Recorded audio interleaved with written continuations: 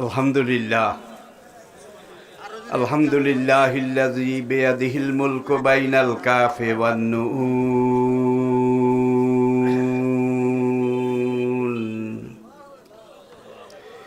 ইন্নামা আমরুহু ইযা আরাদা শাইআন আইয়াকুলা লাহু কুন ফায়াকুন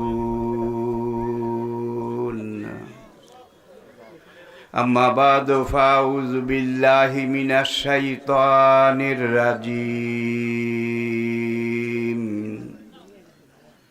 বিসমিল্লাহির রহমানির রহিম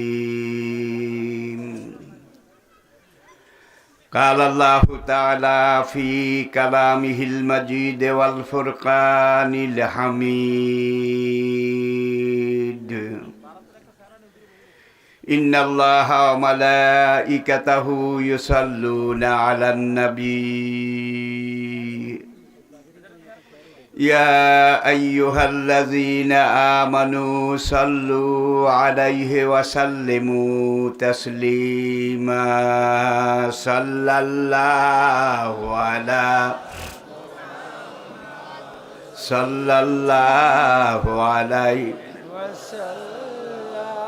صلى الله على محمد صلى الله فأعوذ بالله من الشيطان الرجيم بسم الله الرحمن الرحيم محترم صدر گرامی قدر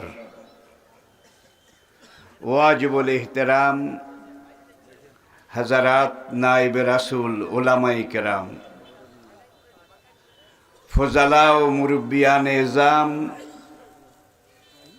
উপস্থিত সকল স্তরের বয়সের পর্যায়ের দ্বীনের আশিকিন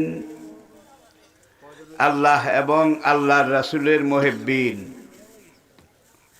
কালোজয়ী চিরন্তন পথের দিশা মহাগ্রন্থ কোরআনে হাকিমের সাথে মোতাল্লিকিন আমার প্রাণপ্রিয় এলাকাবাসী ভাইয়েরা, মুহতারামা পর্দার আলের মা ও বোনেরা, আসসালামু আলাইকুম ওয়া রাহমাতুল্লাহ। শুরুতে আমি বিশ্ব নিয়ন্তা, সর্বপ্রদাতা, আলেমুল গাইব, আলা কুল্লি শাইইন কাদির, ফাআলুল লিমা ইউরিদ, আন্নাল কুওয়াতা লিল্লাহি জামিয়া, লা তাখুযহু সিনাতুন ওয়ালা নাওম। শুকরগুজারি করছি ওই মহান সত্তার, যিনি আমাদের সবার রব, যিনি আমাদের জীবনের সব, আমাদের জীবনের একমাত্র লক্ষ্য, আমাদের জীবনের একমাত্র মোক্ষ, আমাদের জীবনের একমাত্র চাওয়া, আমাদের জীবনের একমাত্র পাওয়া, আমাদের জীবনের আদি, আমাদের জীবনের অন্ত, আমাদের জীবনের সব কিছুর যিনি নিরঙ্কুশ মালিক, সেই মহান রবের শুকরগুজারি করছি, যিনি মেহেরবানি করে আজকে আমাদেরকে ঐতিহ্যবাহী খন্দকার ফকিরবাড়ি জামে মসজিদ, আল মদিনা ইসলামী পাঠাগার এবং এলাকাবাসীর ভাইদের সাহসী উদ্যোগ, দল মত নির্বিশেষে আপনাদের সকলের প্রাণঢালা, হৃদয় নিংড়ানো, অকৃপণ সহযোগিতায় আয়োজিত আজকের এ পঞ্চম বার্ষিক তাফসিরুল কোরআন মাহফিলের শেষ অধিবেশনে এ পর্যায়ে আমি আপনাদেরকে আহলান সাহলান, খোশ আমদেদ এবং মোবারকবাদ জানাই। তারই সঙ্গে সঙ্গে যে মহান রব্বুল আলামিন এ মোক্ষম সুযোগ, তৌফিক, সৌভাগ্য আমাদেরকে দান করেছেন, যিনি মেহেরবানি করে আমাদেরকে খালাকাল ইনসান আল্লামাহুল বায়ান, কথা বলা শিখিয়েছেন। কে? আর কথা বলার জন্যে আলাম না জাআল্লাহু আইনাইনে ও লিসানাও ও শাফাতাইনে, মুখের ভেতরে একটা জিহ্বা, জিহ্বার সামনে এক জোড়া ঠোঁট, মাইকের সাউন্ড বক্সের মতো তৈরি করে দিয়েছেন। এখন সেই যন্ত্র, সেই মাইক আল্লাহর কাজে, আল্লাহর খাতে, আল্লাহর পথে যদি ব্যবহার করতে পারি আমাদের জীবন ধন্য।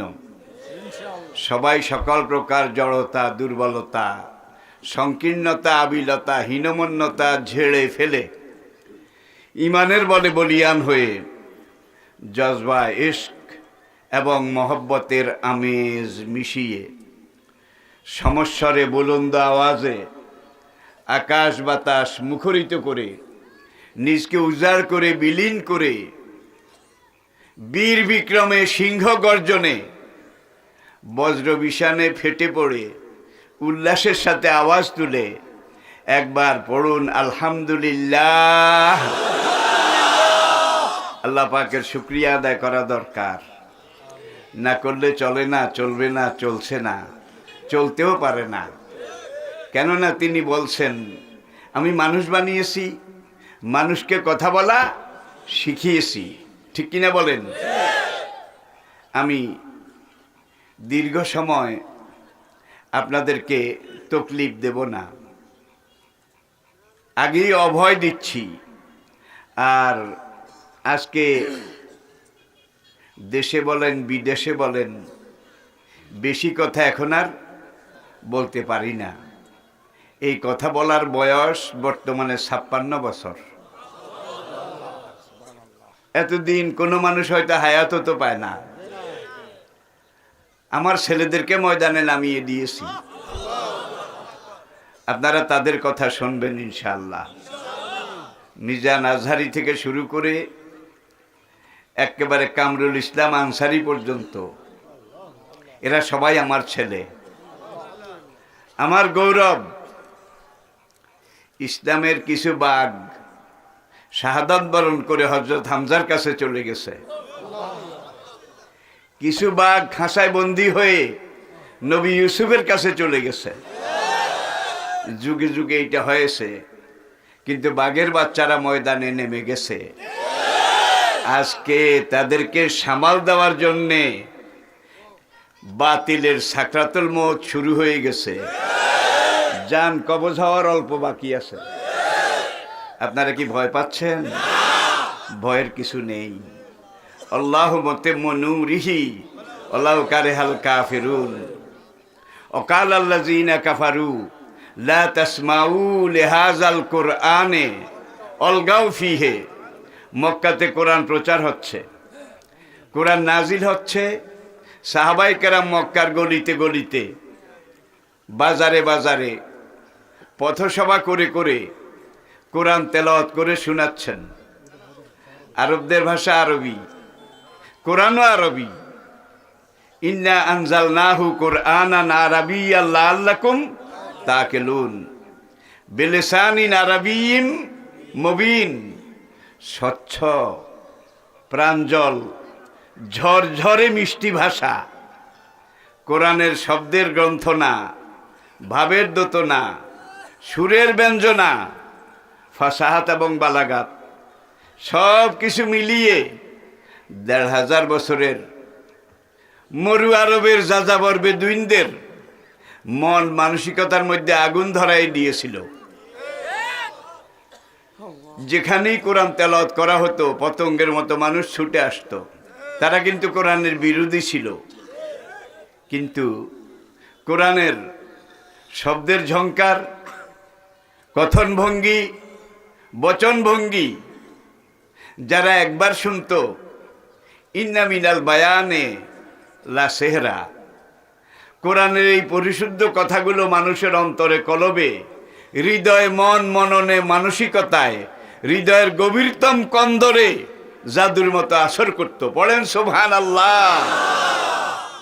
আপনারা জানেন বর্তমান শতাব্দীতে মরিস বুকাইলি একজন খ্রিস্টান পণ্ডিত, কোরআনের ভুল ধরার জন্যে সে কোরআন স্টাডি করেছে, কোরআন পড়েছে।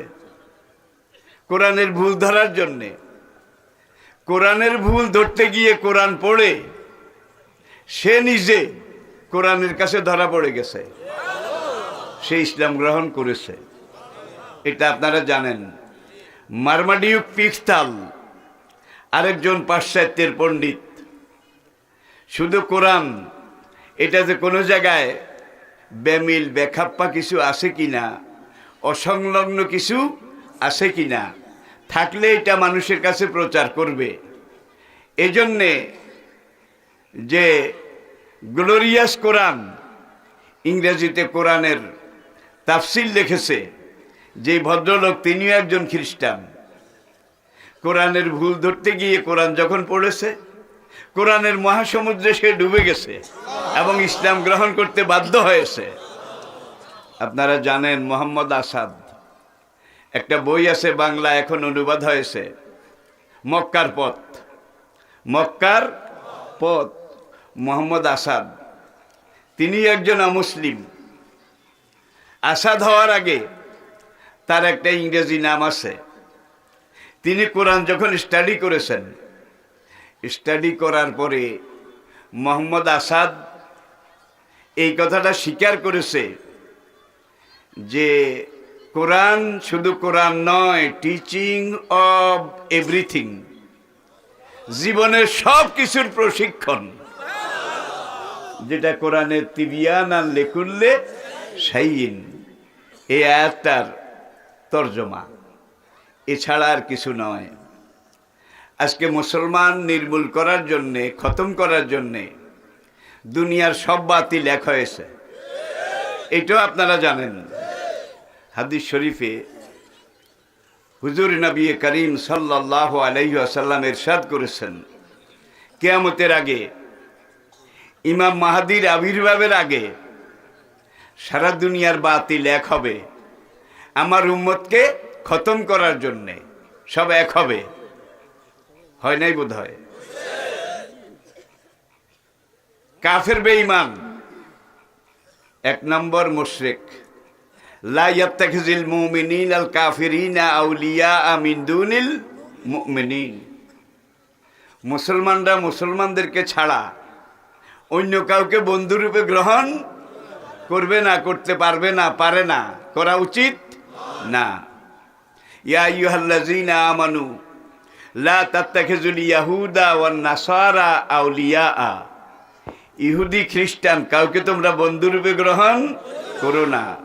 বাদুহুম আউলিয়াউ বাদ, তারা নিজেরা পরস্পর পরস্পরের বন্ধু, কিন্তু তোমাদেরকে বাঁশ দেওয়ার ব্যাপারে তারা সব একমত। ঠিক কিনা বলেন? তোমরা দস্তরখান বিছিয়ে খাওয়ার জন্য যেমন মানুষদেরকে ডাকো, ফাদ্দাল ফাদ্দাল, কাম কাম কাম উইথ আস, এইভাবে বাতিল এক হয়ে এক দল আরেক দলকে বলবে আসো আসো আমাদের সাথে, আমরা একত্র হয়ে মুসলমান নির্মূল করি। এই কাফের বেঈমানরা মুসলমানদের যে দূর ক্ষতি করবে, তার চাইতে লক্ষ গুণ বেশি ক্ষতি করবে মুসলমান নামধারী মুনাফিকেরা। এরা ঘরের ইন্দুর, চেনাও কঠিন, মারাও কঠিন, ধরাও কঠিন। ঠিক কিনা বলুন? আজকে মধ্যপ্রাচ্যের দিকে তাকান, মসজিদে হারামের ইমাম জেলখানায়, মদিনা ইউনিভার্সিটির শরিয়া ফ্যাকাল্টির ডিন, তিনি কিছুদিন আগে জেলখানায় মারা গেছেন। সৌদি আরবের সবচেয়ে বড় শায়েখ, তিনি জেলখানায়। মিশরের অবস্থা তার চাইতেও ভয়াবহ, জঘন্য। এরপরে আসেন আজকে মধ্যপ্রাচ্যে আমেরিকা এবং ইসরায়েলের সবচেয়ে বড় বন্ধু সৌদি আরব। আমি কি বুঝাতে পেরেছি? আমার বলার মধ্যে কারো বিরোধিতা উদ্দেশ্য নয়, পক্ষপাতিত্ব উদ্দেশ্য নয়, বাস্তব কথা আমি বলার চেষ্টা করছি। সৌদি আরব, আমিরাত, কুয়েত, বাহরাইন, একমাত্র কাতার ছাড়া। কাতারের উপরেও তো আজকে 3 বছর অবরোধ করে রাখছে। যে আমরা মুনাফেক হয়েছি, তুমি হও না কেন?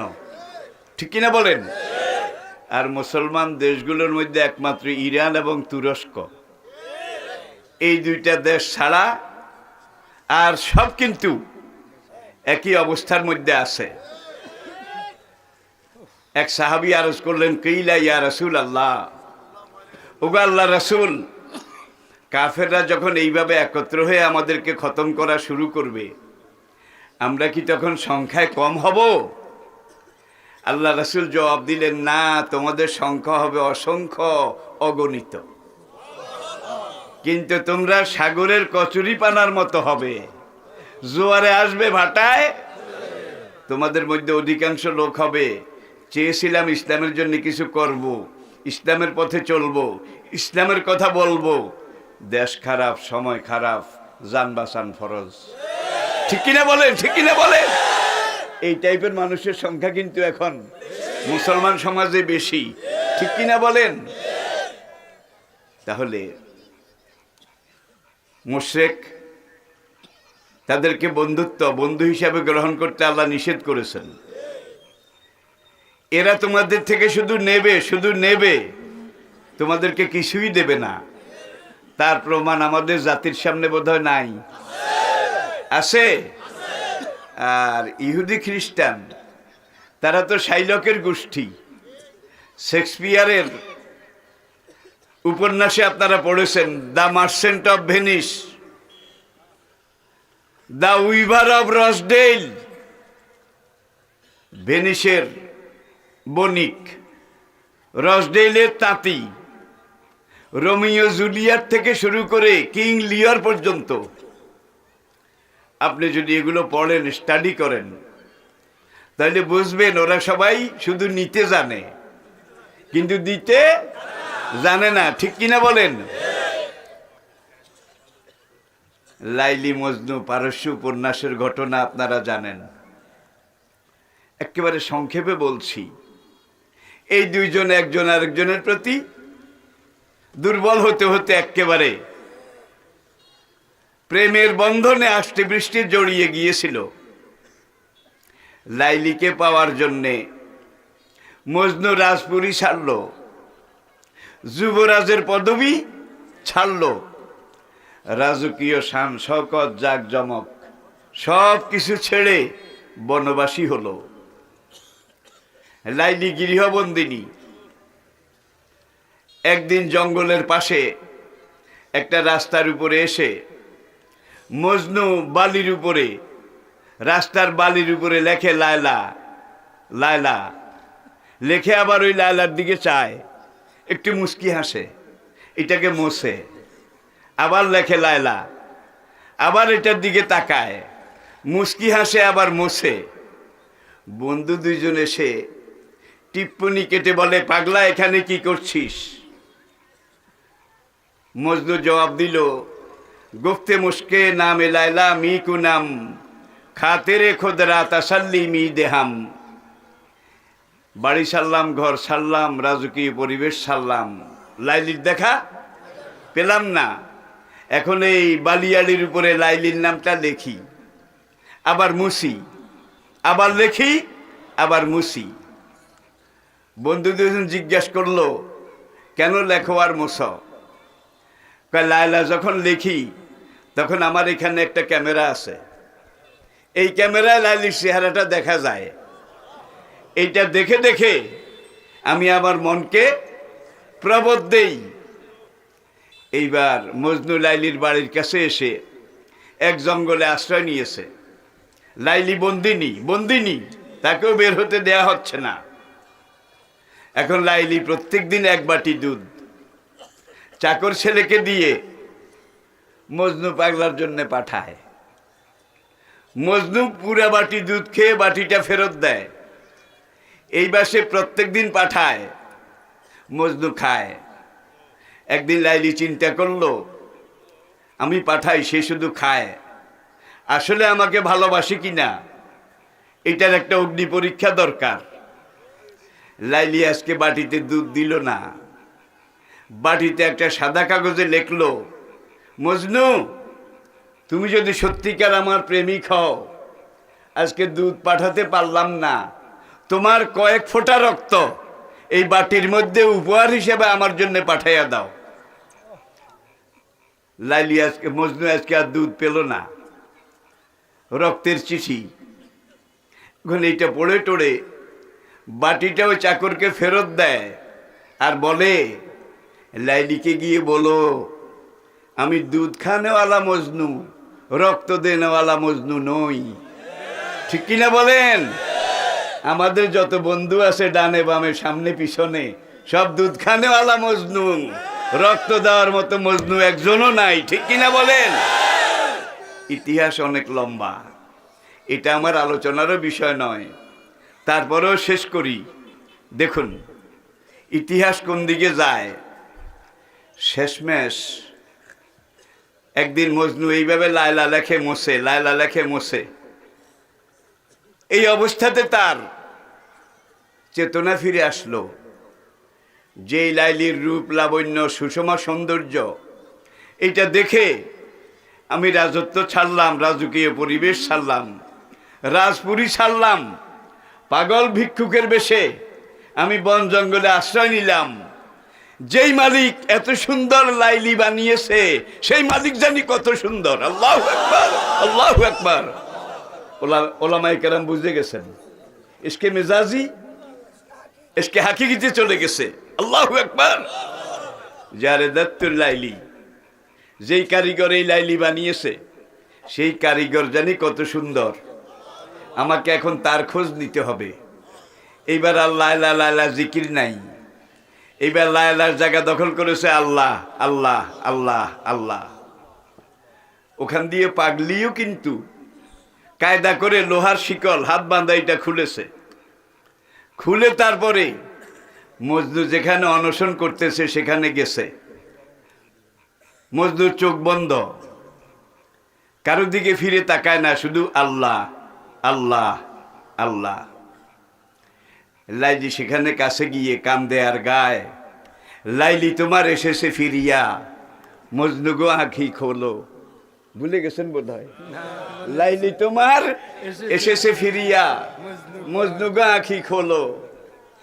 প্রিয়তম এতদিনে বিরহেরও নিশিভোর হলো, বনের হরিণ হরিণী কান্দিয়া কান্দিয়া পথ দেখাইছে মোরে, হুরিও পরিয়া ঝুরিয়া ঝুরিয়া তারার প্রদীপ ধরে।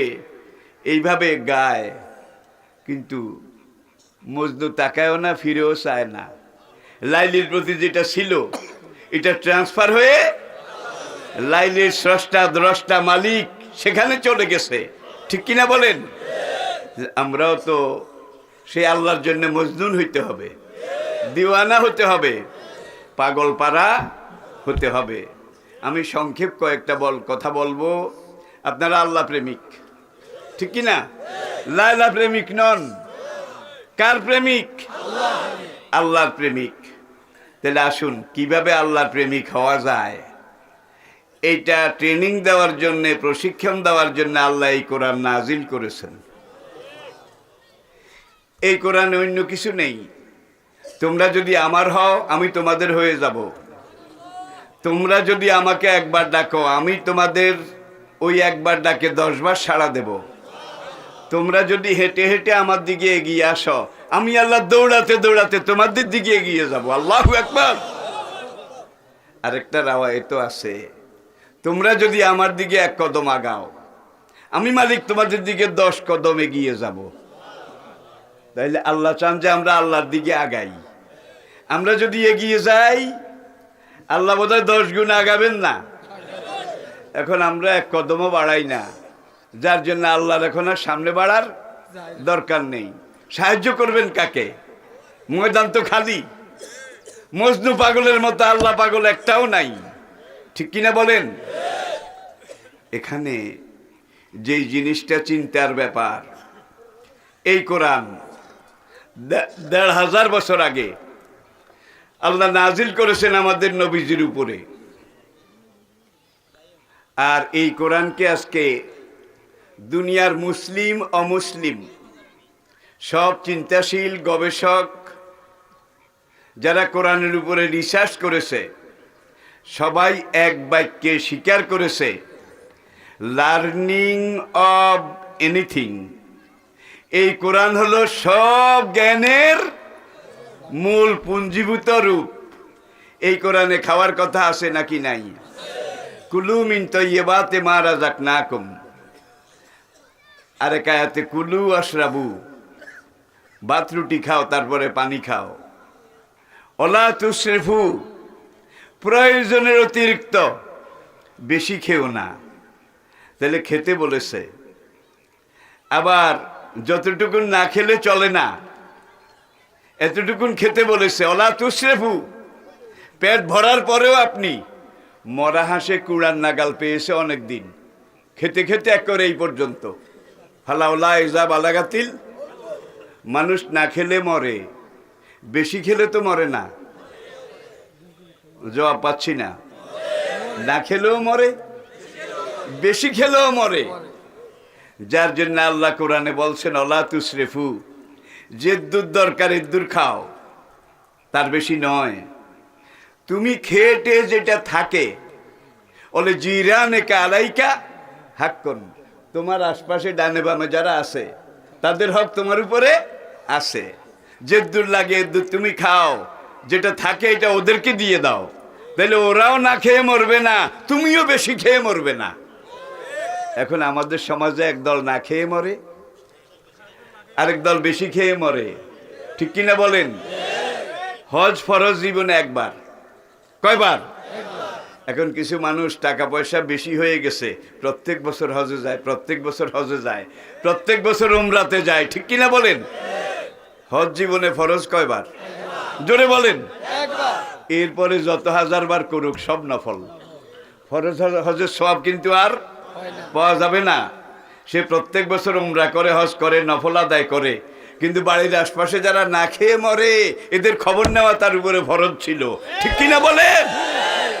এই নফল হজ উমরায় টাকাগুলো খরচ না করে যদি ওদেরকে বছর বছর দিয়ে দিত, অনেক পরিবার কিন্তু সেটেলড আপ হয়ে যেত, নিজের পায়ে দাঁড়িয়ে যেত, ঠিক কিনা বলেন? চট্টগ্রাম, পার্বত্য চট্টগ্রাম যারা সফর করেছেন তারা লক্ষ্য করেছেন, পাহাড়ের দিকে যখন গাড়িটা চলে, পাহাড়ের দিকে উঠে, যেখানে যে টিলাটা যদ্দূর উঁচু তার পাশের গর্তটা অদ্দূর নিচু, সেখানে ঘাটতি, এখানে বাড়তি। কি সেখানে ঘাটতি? সেখানে ঘাটতি হওয়ার কারণেই কিন্তু এখানে বাড়তি হয়েছে। এখন কোরআনের অর্থনীতি দেখুন কি সুন্দর। অফি আমওয়ালিহিম হাক্কুন লিসাইলে অল মাহরুম। এখন এই বাড়তি যে টিলাটা আছে এগুলোকে কেটে কুটে ভেঙ্গে ঘাটতিতে ফেলে দাও, তাহলে এখানেও বাড়তি হবে না, ওখানেও ঘাটতি থাকবে না। সমাজ জীবনে একটা ভারসাম্যমূলক সমতা নেমে আসবে। জাকাত নিয়ে মানুষ রাস্তায় রাস্তায় হাঁটবে, জাকাত খাওয়ার মতো গরিব খুঁজে পাওয়া যাবে না। একমাত্র ইসলাম প্রমাণ করতে পেরেছে, ইসলাম দেখিয়েছে। বর্তমান আমেরিকা এত বাহাদুরি করে, সে আমেরিকার মতো দেশেও 100 জনের মধ্যে এখনো 64 জন দারিদ্র সীমার নিচে। সেখানকার টাকা পয়সা কয়েকজনের হাতে পুঞ্জীভূত হয়ে গেছে, এটার নাম পুঁজিবাদ। বাংলাদেশের মতো এত কোটিপতি, গত 10 বছরে যা কোটিপতি হয়েছে, পুরা দুনিয়ার পরিসংখ্যান প্রমাণ করেছে এত কোটিপতি দুনিয়ার কোনো দেশে নাই। কিছুদিন আগে আমি মালয়েশিয়া গেছি, ইন্দোনেশিয়া গিয়েছি, সিঙ্গাপুর গিয়েছি, সাউথ কোরিয়া গিয়েছি, জাপান গিয়েছি, এমনকি কাজাকিস্তান হয়ে আমি আমুদরিয়া পর্যন্ত গিয়েছি। সেই সব জায়গায় দেখলাম বাংলাদেশের অতীতের এবং বর্তমানের যত রাজনৈতিক নেতা সবার second home, second home, second home, second home, second home. আমি কি বুঝাতে পেরেছি? সেই সব জায়গায় তাদের বাড়ি। এখানে যদি কোনো একটু অসুবিধা হয় এক লাফে, কিন্তু আপনারা যারা এই ময়দানে বসে আছেন আপনাদের কারো সেকেন্ড হোম নাই। আপনাদের হোম এই একটাই, বাঁচলেও এখানে বাঁচতে হবে, মরলেও এখানে মরতে হবে, ঠিক কিনা বলেন? যার জন্য যেই দিক থেকে যত রকমের সংঘাত আসুক মোকাবিলা করলে এরাই করবে। আর সেকেন্ড হোম যাদের আছে তারা এক লাপে সেকেন্ড হোমে গিয়ে আশ্রয় নেবে, ঠিক কিনা বলেন? তবে আমাদের সেকেন্ড হোম একটা আছে, সেটা জান্নাতে। কোথায়? সেটা আমাদের আসল হোম, আর এটা হলো আমাদের সেকেন্ড হোম। এটা হলো আমাদের 2 দিনের এই খেলাঘর, ঠিক কিনা বলেন? আসুন আমরা আবার কোরআনে ফিরে যাই। অকাল আল্লাযীনা কাফারু লা তাসমাউ লিহাযাল কোরআনে, খবরদার তোমরা কেউ মুহাম্মদ এবং তার অনুসারী কারো মুখে এই কোরআন শুনিও না। তারা যদি কোনোখানে কোরআন তেলাওয়াত পড়া শুরু করে, অলগাও ফিহে, তোমরা সেখানে গিয়ে বামার ঢুকাইয়া দিও। বামার ঢুকান বুঝেন? এমনভাবে ডিস্টারবেন্স ক্রিয়েট করবে, এমনভাবে হাততালি দেবে। মোকা আন ও তাজদিয়াতান, কোরআন সেটাও উল্লেখ করেছে, মোকা আন ও তাজদিয়াতান। কেউ হাততালি দিত, কেউ হরে হরে করত, কেউ হরে কৃষ্ণ হরে রাম, হবল ঠাকুরের জয়, মানার ঠাকুরানির জয়, এই জয় জয় বলে বলে চিল্লাইতো, যেন কোরআনের আওয়াজ মক্কার লোকদের কানে না ঢুকে। বছরে একবার মানুষ হজ করতে আসে, ইসলামের আগেও আসতো, এটা আপনারা জানেন। এখন মক্কায় কোরআন নাজিল হচ্ছে, নবী কোরআন তেলাওয়াত করছেন, সাহাবায়ে কেরাম জায়গায় জায়গায় কোরআন তেলাওয়াত করে বুঝাচ্ছেন। এখন দারুণ নদওয়াতে মিটিং হলো, যত বাধা দিই, যত চেষ্টা করি, মুসলমান তো কমে না, বরং দিন দিন বাড়ে। কি করা যায়, কি করা যায়? কেই তো হজের মৌসুম এলো সামনে, তোমরা একটা কাজ করো, মক্কায় ঢুকার তখন 6টা রাস্তা ছিল, 6টা।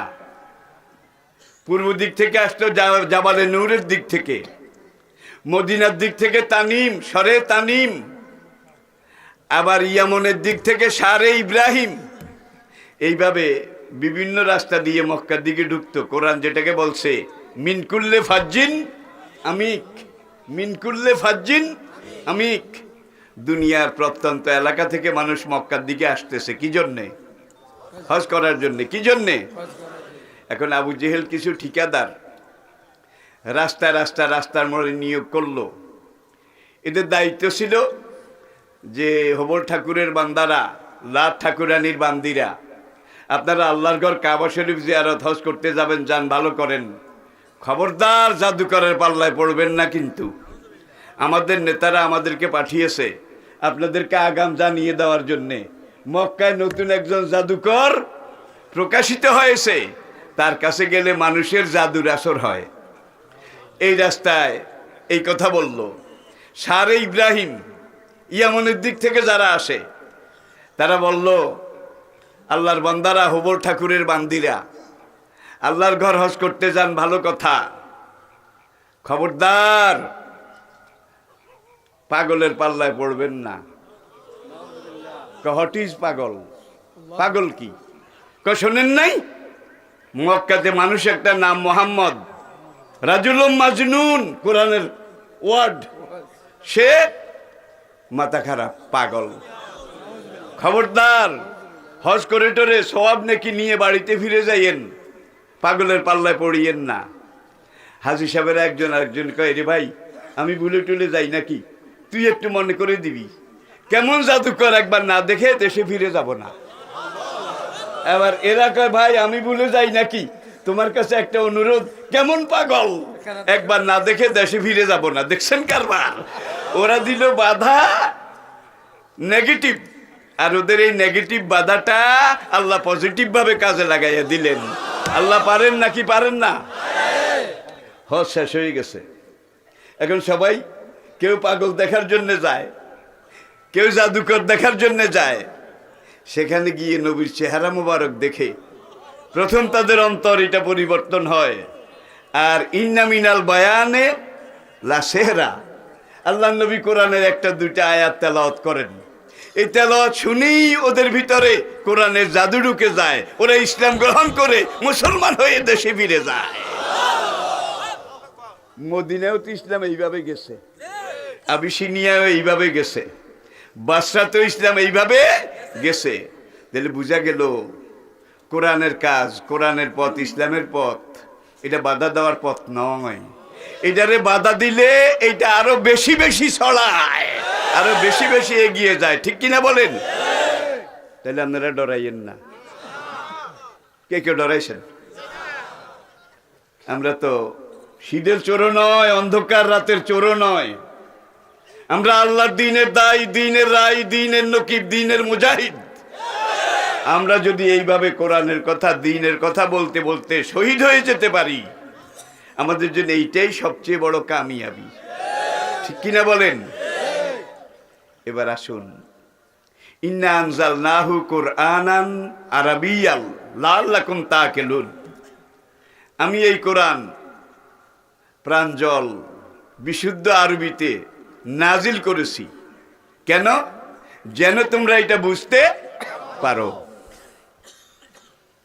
আরেক আয়াতে আল্লাহ পাক বলছেন, বিলিসানিন আরাবিয়্যিন মুবিন, স্বচ্ছ প্রাঞ্জল আরবি ভাষায় আমি এই কোরআন নাজিল করেছি। ১৫০০ বছর আগে যখন কোরআন নাজিল হয়, তখন মক্কাতে সাবা মুআল্লাকার যুগ ছিল। সাবা মুআল্লাকা, উলামায়ে কেরামের উদ্দেশ্যে বলছি, ৭ জন বড় কবি, বড় ভাষাবিদ, তারা প্রাঞ্জল স্বচ্ছ উচ্চাঙ্গের আরবি ভাষায় ৭টা মহাকাব্য রচনা করেছেন। তারা সব কাফের। তাদের এই কবিতাগুলো কালোত্তীর্ণ, যুগ উত্তীর্ণ, যুগ যুগ ধরে সাগরের ঢেউয়ের মতো এগুলা চলছে, চলবে। ১৫০০ বছর চলে গেছে।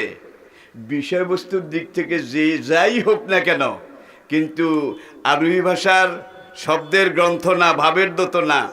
কেফা নাবকে মিন যিকরায়ে হাবিবে ওয়া মনজিলি বিশিকতিল্লাওয়া বাইনাদ দাখুলে ফাহাও মালি।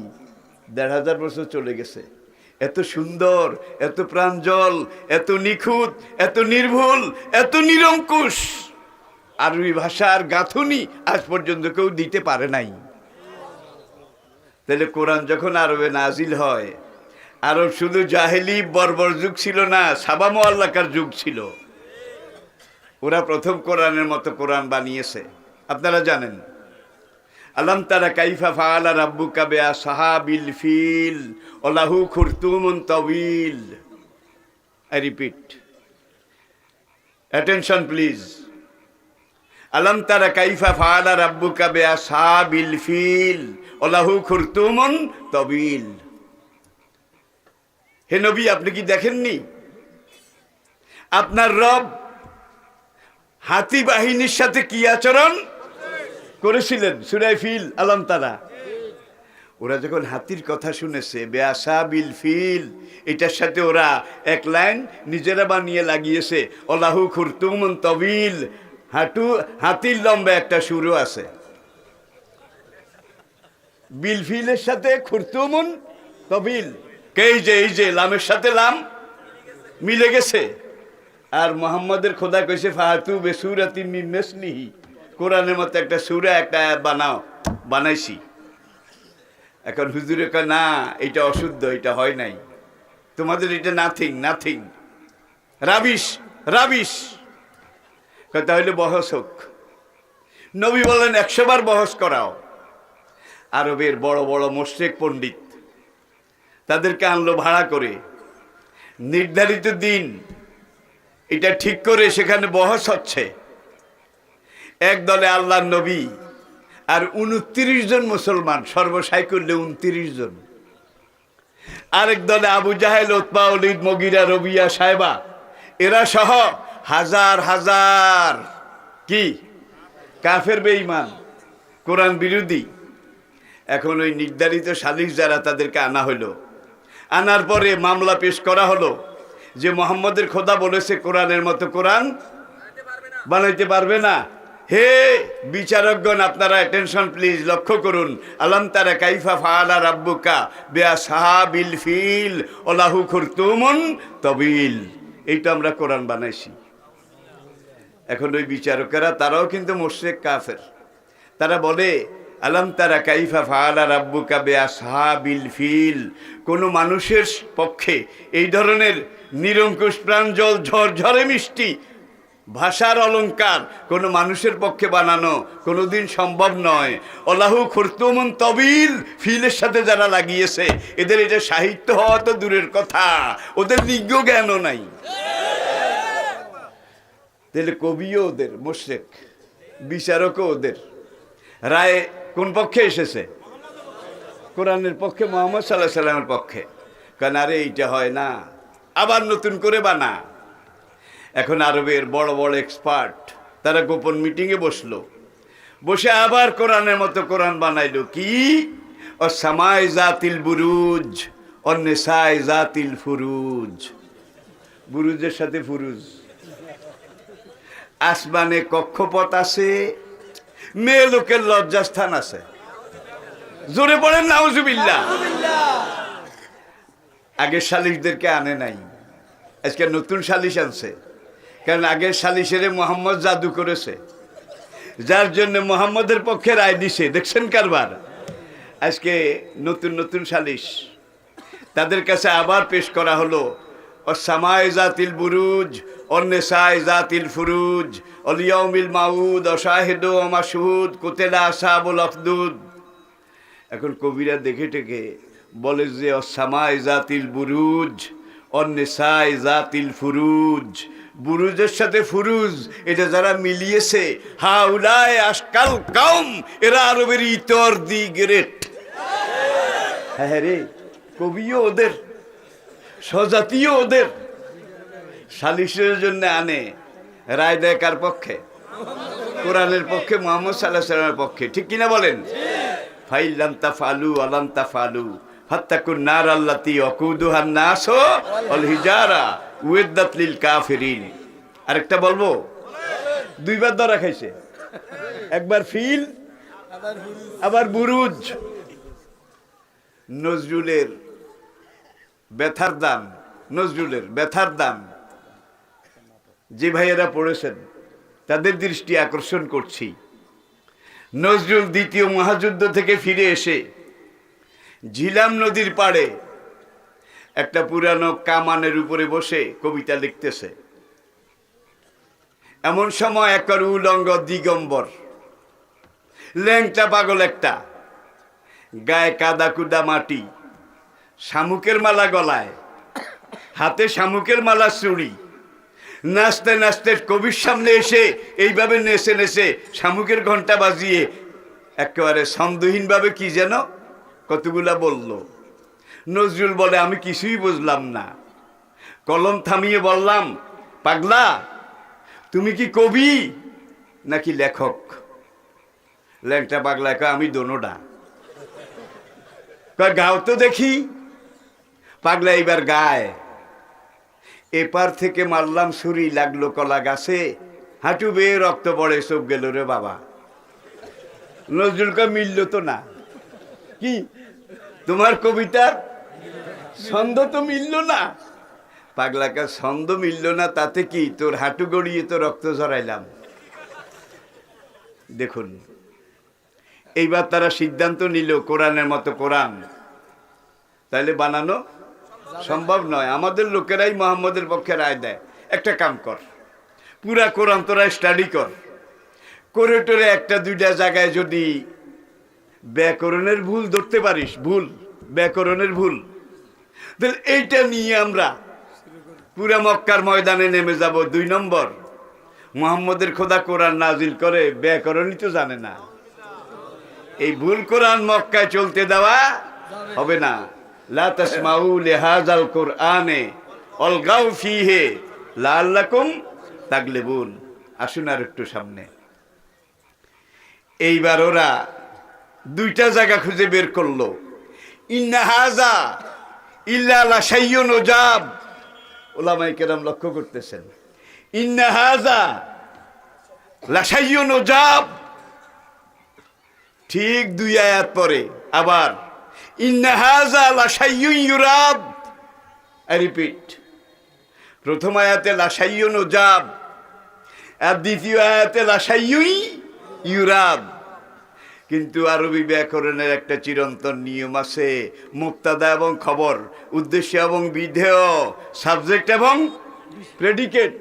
সাবজেক্ট যদি এক বচন হয়, প্রেডিকেট এক বচন হবে, এটাই ব্যাকরণের নিয়ম, ঠিক কি না? আলিমুন কারিম, সম্মানিত আলেম। ওলামায়ে কেরাম, ঠিক নেই? আলিমুন কারিম একজন সম্মানী আলেম, আর ওলামায়ে, এখানে ওলামা বহু বচন, এই জন্য এখানে কেরাম, আর ওখানে আলিম এক বচন, এই জন্য কারিম। মুবতাদা और খবর মে তাতাবক শর্ত হয়। মুবতাদা এবং খবর, উদ্দেশ্য এবং বিধেয়, উদ্দেশ্য যদি এক বচন হয় তাহলে বিধেয় এক বচন হবে। এটাই আরবি ব্যাকরণের চিরন্তন স্বীকৃত নিয়ম। পুরা কোরআনে আল্লাহ সেই নিয়ম ব্যবহার করেছেন। এই দুইটা আয়াতে আল্লাহ নিয়মের ব্যতিক্রম। আই রিপিট, ইন্না হাযা লা শাইউন উজাব, শাইউন এক বচন। এখন ব্যাকরণে চাই কিন্তু শাইউন আজীবন, শাইউন আজীব, কিন্তু কোরআন কি বলছে? শাইউন উজাব। শাইউন হলো মুবতাদা, উজাব হলো খবর। মুবতাদা যদি এক বচন হয় তাহলে খবর এক বচন হবে, মুবতাদা যদি বহু বচন হয় খবরও বহু বচন হবে। কিন্তু আল্লাহ এই দুইটা আয়াতের মধ্যে নিয়মের ব্যতিক্রম করেছেন। মুবতাদা এক বচন, খবর রিপিট। ইন্না হাযা লাশাইউন ইউরাদ, কিন্তু ব্যাকরণে চায় লাশাইউন ইউরিদ, এক বচন। এখন আল্লাহ ইউরিদ না বলে বহু বচন ইউরাদ। এইবার ওরা হই হই রই রই এমনভাবে পাবলিসিটি করা শুরু করলো, মোহাম্মদের খোদা কোরআন নাজিল করে, ব্যাকরণই তো জানে না। দেখছেন কারবার? মুবতাদা এক বচন হইলে খবর এক বচন হওয়া লাগে, মুবতাদা বহু বচন হইলে খবর বহু বচন হওয়া লাগে। কিন্তু কোরআনের দুইটা জায়গায় মুবতাদা এক বচন, খবর বহু বচন। ব্যাকরণের ভুল, মক্কাতে লোক পাঠিয়ে দাও, এই ভুল কোরআন, গ্রামারিক্যাল মিস্টেক, ব্যাকরণিক ভুল। এই কোরআন মক্কাতে চলতে দেওয়া যাবে না। হুজুরকে আবার বহস করো, দুইবার তো করলা, আবার বহস করো। আমার আল্লাহ তো ভুল করতে পারে না। বাবারে বহস করব কি দিয়া? তুই তো সবগুলার মাথা, জাদু দিয়া গোল বানিয়ে দিছিস, গোল। আনি আমরা, পয়সা দেই আমরা, অনারিয়াম দেই আমরা, সম্মানী দেই আমরা, রায় দেয় তোমার পক্ষে। পারলে করাও। এবার দারুণোদয়ে আবার মিটিং, গোপন মিটিং, রুদ্ধদ্বার বৈঠক। জজিরাতুল আরব থেকে কোনো বিচারক আনা হবে না, আরবের বাইরে সাবধানে, গোপনে, সংগোপনে এমনভাবে বিচারক সিলেক্ট করতে হবে, নিয়ে আসতে হবে যেন পিঁপড়ায়ও টের না পায়। যদি টের টোর পায়, মোহাম্মদ কিন্তু জাদু চালাইয়া দেবে, তাইলে রায় দেবে মোহাম্মদের পক্ষে। সাবধানের মাইন নেই, দেওয়ালেরও কান আছে। দারুণোদয় সিদ্ধান্ত হলো, this is third time, third. এর আগে দুইবার বহস হয়েছে, মাইর খেয়েছে ওরা, এটা শেষ বহস। তারা সিদ্ধান্ত নিল, তদানীন্তন সিরিয়া, সেখানে ইহুদিদের একটা বড় গির্জা ছিল। সেই গির্জার একজন আরবি ভাষার মহাপণ্ডিত, আরবি ভাষার বিদ্যাসাগর, আরবি ভাষার সবচেয়ে বড় এক্সপার্ট, নাম ছিল ইবনুল আরব। ইবনুল, গোপনে গোপনে, চুপে চুপে, কানে কানে কথা কয়, চাইস কেউ আবার শুনে টনে নাকি। এইভাবে এইবার সিদ্ধান্ত হইল ইবনুল আরবকে আনবে। খবরদার মোহাম্মদ যেন টের না পায়, কোনো মুসলমান যেন টের না পায়। যদি টের পায় তাহলে কিন্তু ইবনে আরবের উপরে এখান থেকে জাদু নিক্ষেপ করবে, আর সে এসে মোহাম্মদের পক্ষে রায় দেবে। যাক, বহসের তারিখটা আগেই তারা ঘোষণা করেছিল। বর্তমান জাবালে নূরের সামনে, যেখানে মৌকেফ মদিনা, মৌকেফ Medina, Medina inter district bus terminal, বড় একটা মাঠ। এটাকে নির্ধারণ করলো, বহসের মাঠ হবে এটা। একদিকে মোহাম্মদ তার লোকদেরকে নিয়ে বসবে, আর একদিকে আবু জাহেল, উতবা, ওলীদ, মুগীরা, রবিয়া, সাহেবা, এরা নাচনেওয়ালি, গানেওয়ালি, নর্তকী। ভাই গতকাল কি বিশ্ব ভালো বাতাসা দিবস না বাতাসা দিবস কি একটা গেছে, 36 জোড়া পুলিশের হাতে ধরা পড়ছে, একবার আসল অবস্থায়। মাফ করবেন। আপনারা দেখুন, খবর নেন কোথা থেকে এটা আসলো, এটা কাদের আদর্শ? পুরা জাতিটাকে এইভাবে দেউলিয়া বেঈমান বানিয়ে দেওয়া হচ্ছে, সেখানে কোনো চিন্তা নেই। ক্যাসিনোর মধ্যে জুয়া আছে, আছে কি না? ধোঁকা আছে, প্রতারণা আছে, মদ আছে, নারী আছে, নাচন আছে, ঢলাঢলি গলাগলিও আছে। ক্যাসিনোর বিরুদ্ধে কয়েকদিন হুমাহুম অপারেশন। এরপরে যখন দেখলো এটারে আস্তে আস্তে ধরে ধরে এখন অপারেশনের গোড়া সব সেরুমিয়াগো কাছে যায়, অপারেশনের গোড়া সব ম্যান সেরুমিয়ার কাছে যায়। সেরুমিয়া চিনছেন? নিজের মানুষ, নিজের মানুষ, নিজেদের লোক। সেখানে গিয়ে যখন ধরা পড়েছে, ক্যাসিনো বন্ধ হয়ে গেছে, অভিযান বন্ধ হয়ে গেছে। ঠিক কিনা বলেন? সব কথা তো আর বলার দরকার নাই। আকলমান ইশারা কাফি। ঠিক কিনা বলেন? এইবার দুইজন লোক যাচ্ছে সিরিয়া, কাকে আনার জন্যে? ওই ইবনুল আরব বিচারককে আনার জন্যে। 3টা উটনি সাজানো হলো উট, 2টার উপরে 2জন আরব, আবু জেহেলদের প্রতিনিধি। মাঝের উটটা খালি, সেই উটটার পিঠে সোনার পালকি, সোনার হাওদা, সোনার শামিয়ানা, স্বর্ণের দরজা। এই পালকিতে করে বড় হুজুররে মক্কাতে নিয়ে আসবে, কোরআনের বিরুদ্ধে ব্যাকরণের ভুল এটাকে সাবেত করার জন্যে। একদিকে আল্লাহ নবী সাহাবায়ে কেরামদেরকে নিয়ে বসা, আর একদিকে আবু জাহেল। সেখানে ক্যাসিনো চলছে, সেখানে জুয়া চলছে, নাচ গান চলছে, হ্যাঁ সব কিছু চলছে। বোতলের পরে বোতল উজাড় করা হচ্ছে, আর আল্লাহ নবী গরিবের মতো ওই মাথায় বসা আছে ভাঙ্গা টুলের উপরে আর পাথরের উপরে, আর এরা সবাই সোনার কুরসির উপরে। লোক 2জন যাচ্ছে। আবু জেহেল কিন্তু আগে আবু জেহেল শুধু আবু জেহেল আছিল, কিন্তু এই যুগে আবু জেহেল গো আবার ডক্টরেট ডিগ্রিও আছে। আলহামদুলিল্লাহ, ডরাইন না। এখন কিন্তু অনেক মালানা, আমার অনেক হোলাইন ডক্টর হয়ে গেছে, অনেক হোলাইন। ঠিক কিনা বলেন? কারণ যাত্রী সাহেব ধরতে হইলে ওজা লাগে, ওজা ছাড়া আসেন। এখন এই মানুষ 2টারে লইয়া আবু জেহেল কাবার দুয়ার খুলছে, দুয়ার খুলিয়ে এই 2টারে কাবার ভিতরে ঢুকেছে। ঢুকিয়ে লাত, মানাত, হোবল, উজ্জা, ইয়াউক, ইয়াগুস, এই 6টা ঠাকুর ঠাকুরানির নাম কোরআনে আল্লাহ বলছে। কিন্তু আফারা আইতুমুল লাতা ওয়াল উজ্জা ওয়া মানাতিস সালিসাতিল উখরা। ঠিক কিনা বলেন? এখন হোবল ঠাকুরের সামনে নি, কয় হোবল ঠাকুরের চরণ সেবা কর, যাতে মোহাম্মদের জাদু না লাগে। কয় মানাত ঠাকুরানির চরণ সেবা কর। এটা করেছে।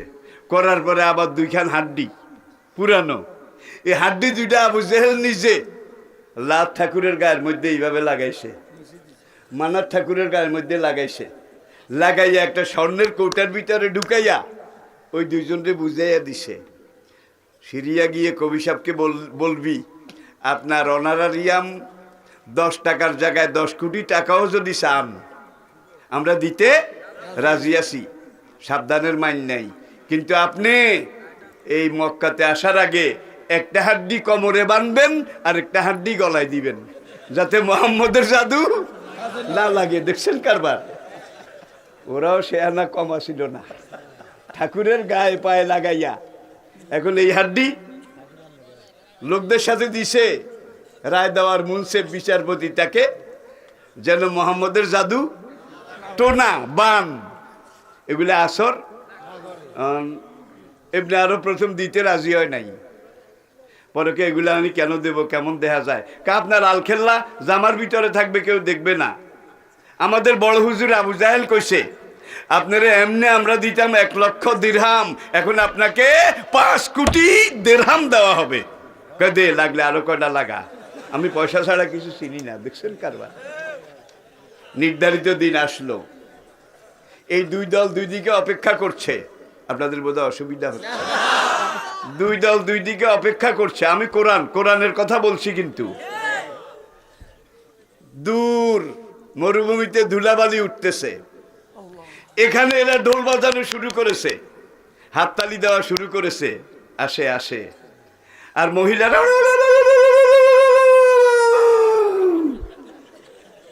উলুধ্বনি, কারণ বিচারক আসতেছে। বিচারক আসলো, বয়স ছিল 120 বছর। তাফসীরের মধ্যে লেখে চোখের ভুরু এগুলো একেবারে নিচের দিকে নেমে চোখ ঢেকে গেছে, এই গালের চামড়া নিচের দিকে নেমে দুধ পর্যন্ত পড়ছে, চামড়া লতর বতর দতর দতর করে। এইবার তো বুঝছেন, এই বেটারে দুইজনে ধরি, উঠ যখন বসে গেছে সোনার পালকি থেকে নামাইছে, হাঁটতে পারে না, পাও চেঁচাইয়া চেঁচাইয়া হেঁচড়াইয়া কোন রকম 8-9 হাত সোনার চেয়ারের কাছে যখন নিয়ে গেছে, নিয়ে হাত ধরাইয়া দিছে যে মহামান্য বিচারক, your honour please, your excellency please, your royal highness please sit down here, বসার জন্য দিছে। প্রতিপক্ষের গ্রুপ লিডার কে? মুহাম্মদ সাল্লাল্লাহু আলাইহি সাল্লাম। কবি যখন এইভাবে বসতে যাবে তখন নবী ওখান থেকে বলে, এজলেস আফওয়ান, কবি সাহেব ডোন্ট মাইন্ড প্লিজ, দয়া করে আপনি বসে পড়ুন। কবি বসছে, বসা যখন শেষ হইছে হুজুর কয় কুম, কবি সাহেব দয়া করে একটু উঠে দাঁড়ান। এই বেটা উঠলে বসতে পারে না, বসলে উঠতে পারে না। হ্যাঁ, এই বেটা এখন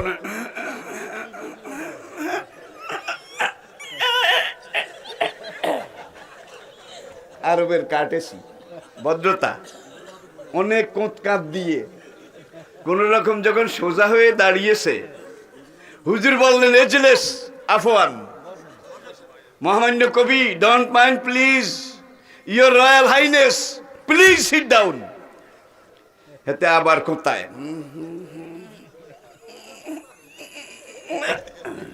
বসে, বসা শেষ হওয়ার পরে হুজুরে কয় কম, কবি সাহেব আবার একটু উঠে দাঁড়ান। কবি কিন্তু এখন রাগ হয়, রাগে থরথর থরথর করে কাঁপে, একে তো লাল টকটকে, আরো আনারের মতো লাল হইয়া গেছে। এইভাবে 3 বার, কয়বার? 3 বারের পরে কবি এত রাগ রেগেছে, কাছে 3 বার আমার এই কাম করাই সত্য, আরেকবার যদি এইবার বসার পরে কুম স্ট্যান্ড আপ প্লিজ, উঠে দাঁড়ান, এই কথা যদি বেড়া তুই বলিস টলিস, তোকে আমি চিনি না, চিনে না, কিন্তু আমি কোরআনের বিচার টিচার পরে করব, আগে তোর 14 গোষ্ঠী উদ্ধার করব। এই নিয়ত নিয়ে কবি কোঁত কাত দিয়ে কোন রকম খাড়াইছে। 3 বার বসার পরে হুজুর বললেন, কুম, একটু দয়া করে উঠে দাঁড়ান। কবি এখন উঠছে, এইবার আর বেশি কোঁত কাত দেওয়া লাগে না, রাগের উডি কয়, কবির বক্তৃতাটা বলবো, অসুবিধা হয়নি। আনা রাজুলুন শায়খুন, আমি একজন বয়োবৃদ্ধ মানুষ, এত এত বয়স, বসলে উঠতে পারি না, উঠলে বসতে পারি না, কাত টানি ও জালাস টানি সালাসা মাররাত, এই বয়সে এই অবস্থায় তুমি আমারে 3 বার লেফট রাইট করাইলা, লেফট রাইট 3 বার করাইলা। ইনহাজা ইল্লা লা শাইয়ুন উজাব, ইনহাজা ইল্লা লা শাইয়ুন ইউরাদ। খেয়াল করেন নাই বোধহয়, খেয়াল করেন নাই বোধহয়। আবু জেলেকা কবি সাহেব, slip of tongue, slip of tongue, বয়স বেশি হয়ে গেছে তো এই জন্য বোধহয় একটু তাল হারিয়ে ফেলেছেন। শাইয়ুন উজাব বললেন কেন? শাইয়ুন আজীব হবে তো। শাইয়ুন ইউরাদ বললেন কেন? শাইয়ুন ইউরিদ হবে তো। আবু জেহেল তারে শুদ্ধ করে দেয়। কবি এবার মুহাম্মদ সাল্লাল্লাহু আলাইহি সাল্লামকে থুইয়া আবু জেহেলে লইয়া বসছে। হারামজাদার গোষ্ঠী, আরবির আইন জানোস নাকি? আরবির আইন জানোস নাকি তোরা? আরবি বানাইলাম, শিখাইলাম, পড়াইলাম, পুরা দুনিয়াতে আরবির ওস্তাদগিরি করলাম।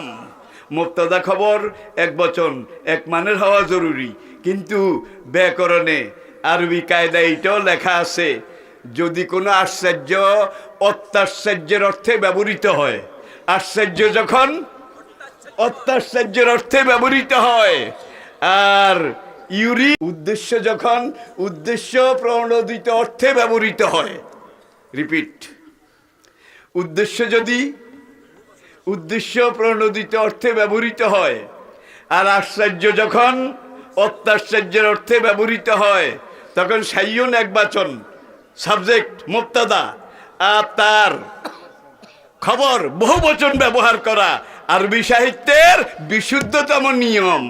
আমি মোহাম্মদকে বলতে চেয়েছি আমার এই অবস্থা, আমার এই অবস্থা, তুমি যে আমার তিনবার লেফট রাইট করাইলা, ইনহাজা ইল্লা শাইউন উজাব, তোমার এই আশ্চর্য নয় বরং অত্যাশ্চর্য। আর ইন্নাহাজা ইল্লা শাইউরাদ, তিনবার আমাকে লেফট রাইট যে করাইছো, নিশ্চয়ই এটার মধ্যে তোমার কোনো উদ্দেশ্য নিহিত আছে। আল্লাহু আকবার, আল্লাহু আকবার। আবু জাহেলকে কবি সাহেব রায় দেওয়ার দরকার নাই, ধরেন আমাদের হাত দিয়ে গুনলাম, সন্না লইয়া বাড়ির দিকে যান, আমাকে ঘরের দিকে আমরা যাই। প্রিয় ভাইয়েরা, তাহলে আসুন এবার শেষ কথা, উপসংহার। কোরআন কেন আরবি ভাষায়? কি কোরআন কেন আরবি ভাষায়? কোরআনের একটা অক্ষর যদি আপনি তেলাওয়াত করেন কমপক্ষে 10 নেকি। মান কারা আল কোরআন হারফান ফালাহু আশরু আমসালেহা। কেউ যদি কোরআনের একটা অক্ষর তেলাওয়াত করে আল্লাহ পাক তার আমলনামায় 10টা সওয়াব লিখে দেন। হুজুর ইরশাদ করেন, লা আকুলু আলিফ লাম মিম হরফুন বাল আলিফুন হরফুন ও লামুন হরফুন ও মিমুন হরফুন। কেউ যদি পড়ে আলিফ লাম মিম, এখানে 3টা হরফ, আলিফে 10, লামে 10, মিমে 10, আলিফ লাম মিম কেউ যদি পড়ে কমপক্ষে 30 নেকি। পড়েন সুবহানাল্লাহ। তাইলে কোরআন কেন আরবি ভাষায়? এর কারণ কি? ইন্না আনজালনাহু কুরআনান আরাবিয়্যান লাআল্লাকুম, তোমাদের যেন বুঝতে সুবিধা হয়, এই জন্য এই কোরআন স্বচ্ছ প্রাঞ্জল আরবি ভাষায় আমি আল্লাহ নাজিল করেছি। নাম্বার 1। নাম্বার 2, বেলেসানিন আরাবিয়্যিন মুবিন, স্বচ্ছ প্রাঞ্জল আরবি ভাষায় আমি এই কোরআন নাজিল করেছি। আর আরবি ব্যাকরণ কিন্তু কোরআন থেকে বের হয়েছে, অন্য কিছুটা না। আরবি ব্যাকরণ নাহু সরফ কোরআন এটা থেকে আবিষ্কার হয়েছে। দেখেন আরবি ভাষা এনসাইক্লোপিডিয়া ব্রিটানিকাতে লেখা আছে, খুলে দেখুন। Arabic is the richest and oldest language of the world. আরবি দুনিয়ার সবচাইতে প্রাচীন এবং সবচাইতে সমৃদ্ধ ভাষা, সবচেয়ে প্রাচীন এবং সবচাইতে রিচেস্ট, সবচেয়ে ধনী ভাষা কোনটা? আরবি। যার জন্য এই কোরআন আরবি ভাষায় এসেছে।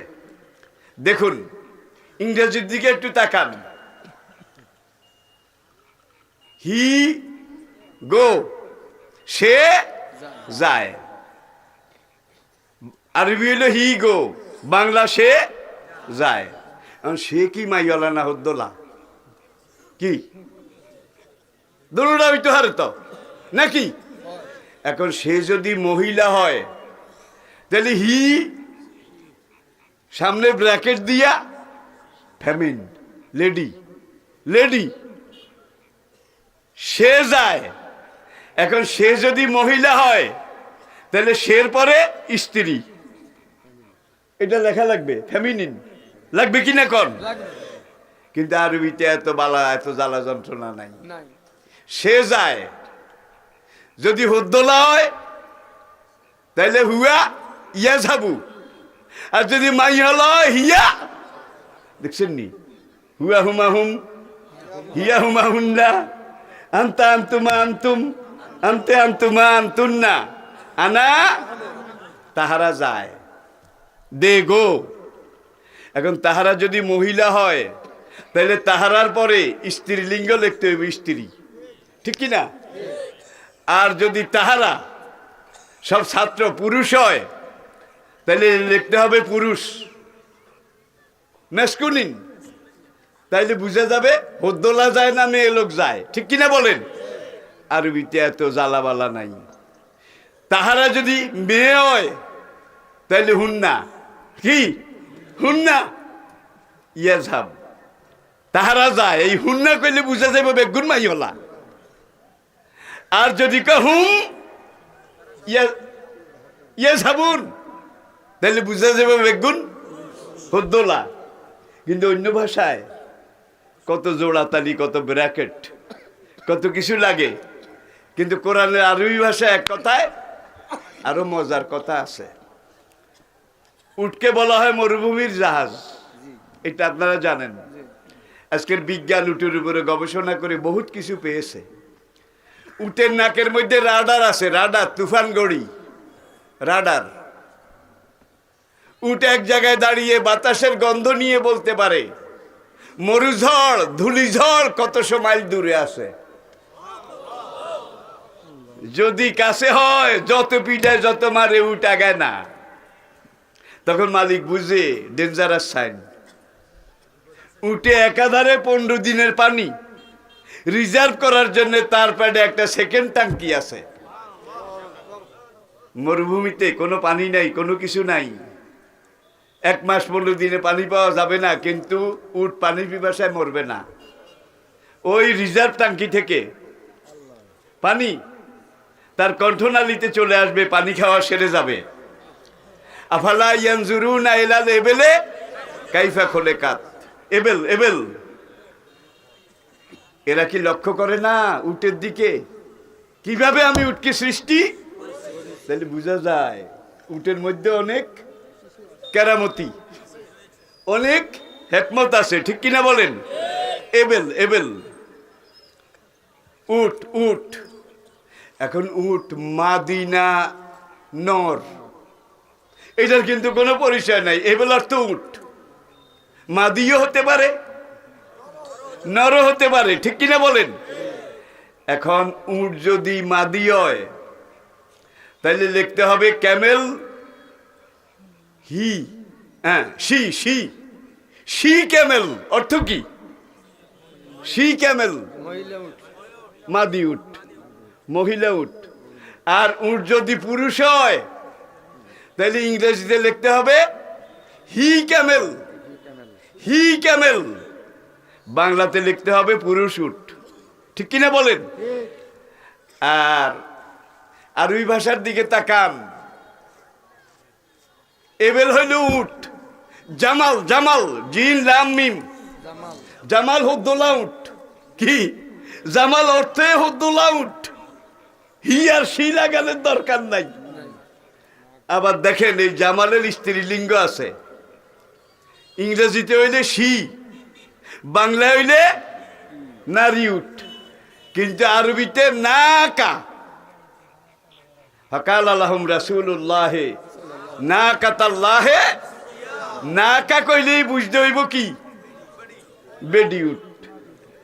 এরপরে আসেন 10 মাসের পূর্ণ গর্ভবতী উট, 10 মাসের পূর্ণ গর্ভবতী উট। কতগুলা লাগলো? ইংরেজিতে বলতে হলে 10 month carrying position, 10 months carrying position, lady কি ক্যামেল। কিন্তু আরবিতে কোরআনের শব্দ একটা ব্যাখ্যা করেছে, ওয়াইজাল ইশারা উত্তেলাত, 10 মাসের গর্ভবতী। এই বাচ্চা দেবে দেবে, এই উটনিকে যখন বেওয়ারিশ ছেড়ে দেওয়া হবে, তাহলে এশার 10 মাসের গর্ভবতী উট। দেখছেন কারবার? অন্য কোনো ভাষায় কিন্তু এত সুন্দর বচন ভঙ্গি, কথন ভঙ্গি এগুলো নেই। প্রিয় ভাইয়েরা, আমার আলোচনার একেবারে আমি শেষ পর্যায়ে চলে এসেছি। একটু আসমানের দিকে তাকান। আফালা ইয়ানজুরুনা ইলাল আরদে কাইফা ইলা সামায়ে, আসমানের দিকে একটু তাকাও, কিভাবে এটাকে শূন্যে লটকানো হলো। জমিনের দিকে একটু তাকাও, কিভাবে এটাকে বিছানো হলো। আরদা মাদাদনাহা ফানেমাল মাহিদুন। আমি প্রত্যেকটা কথায় কিন্তু কোরআন আয়াত বলতেছি, প্রত্যেকটা বক্তব্যে কোরআন আয়াত বলতেছি, রিপিট। ওয়াইলা সামায়ে কাইফা রুফিআত ওয়াইলাল আরদে কাইফা সুতিহাত। এরপরে বলা হচ্ছে খালাকালাকুম মা ফিল আরদি জামিয়া সুম্মা ইস্তাওয়া ইলা সামাই ফাসাওয়াহুন্না সাবআ। তোমাদের মাথার উপরে 7টা আসমান। আলাকাতে বলছেন আল্লাযী খালাকা সাবা সামাওয়াতিন তিবাকা তিবাকা, স্তর বাই স্টেজ বাই। তাহলে আমাদের মাথার উপরের 7টা ছাদ আছে, 7তলা বিল্ডিং, 7তলা। আমরা গ্রাউন্ড ফ্লোরের বাসিন্দা। গ্রাউন্ড ফ্লোর কোনটা?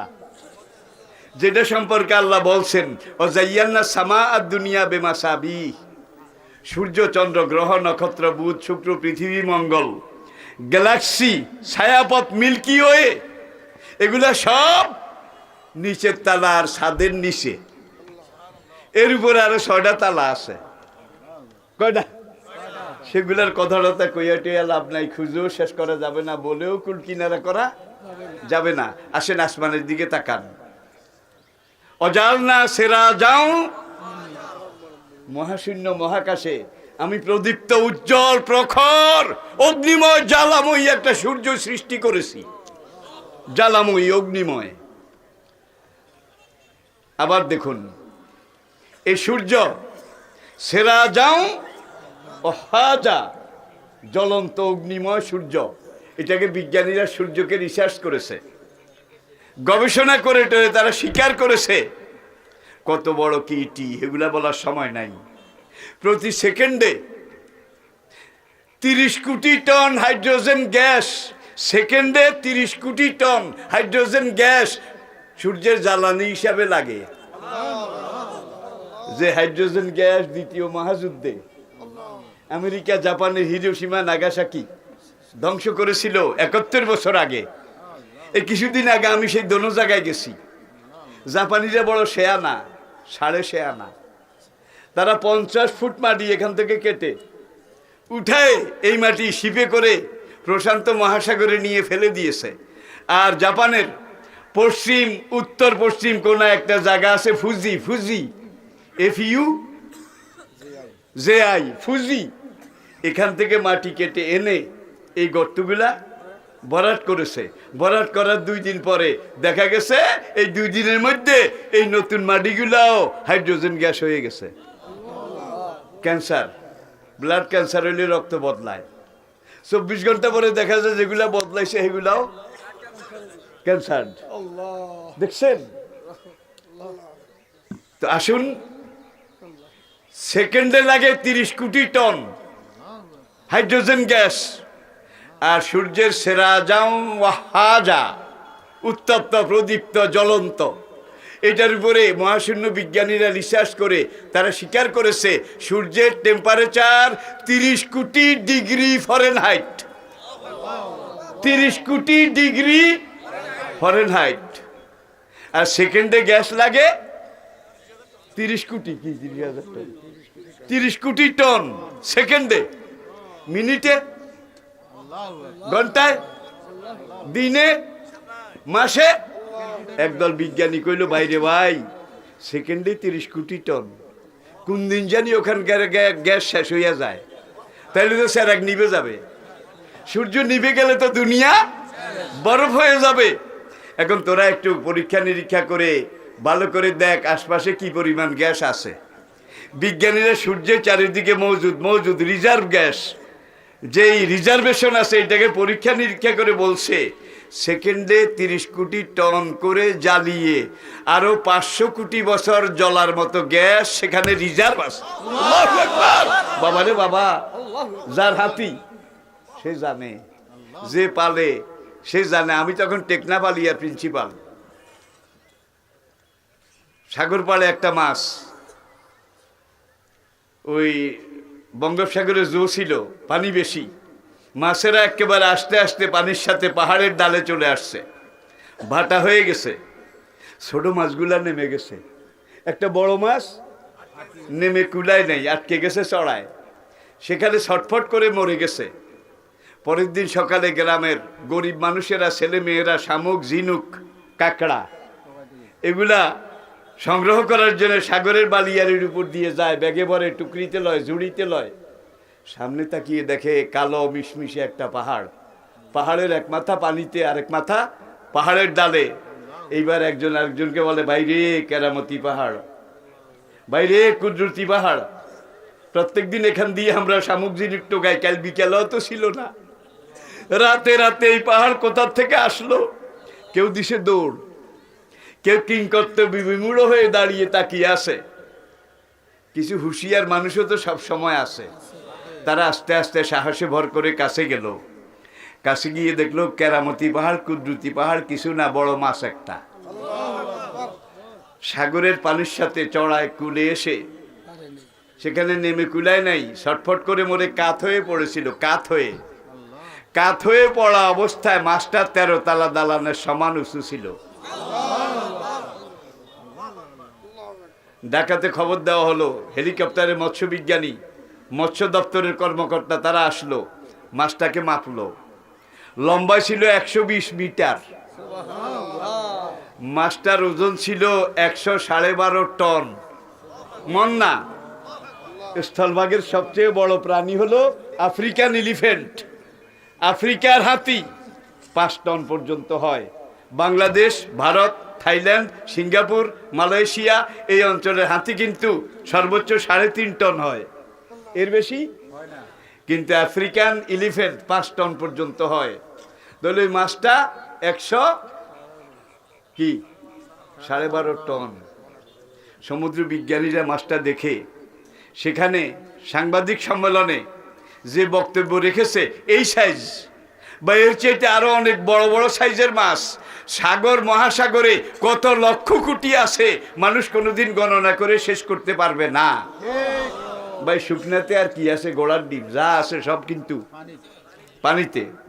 তারা বলে এই সাইজের একটা মাছ প্রতিদিন 4 টন ছোট মাছ খাদ্য হিসাবে খায়। একটা মাছে প্রতিদিন 4 টন খায়। 1 লক্ষ মাছে, 1 কোটি মাছে, 1000 কোটি মাছে ওরা বোধহয় না খেয়ে মরেছে। ওদের কোনোদিন রিজিকের অভাব হয়েছে? আল্লাহর খাদ্যমন্ত্রী মিকাইল আলাইহিস সালাম বোধহয় কোনোদিন সাগরের কাছে এসে পানির কাছে মুখ নিয়ে ওই 4 টন একদিনে খায় এমন মাছদেরকে বলেছে, বেশি করে শ্যাওলা খান, মাছের উপর চাপ কমান। কইছে না, কইছে না, কইছে না? কিন্তু আমার ঘরে কইছে, ভুলে যান নাই, ভুলে যান নাই, বেশি করে আলু খান, ভাতের উপর চাপ কমান। ঠিক ঠিক, লজ্জা লজ্জা। এর চাইতে দুঃখজনক অপমানজনক আচরণ আর কি হতে পারে? মাছদের রিজিকের অভাব হয় নাই, সুন্দরবনের বাঘদের রিজিকের অভাব হয়েছে বোধ হয়। ওরা একজনকে রাজ্জাক মানে কে?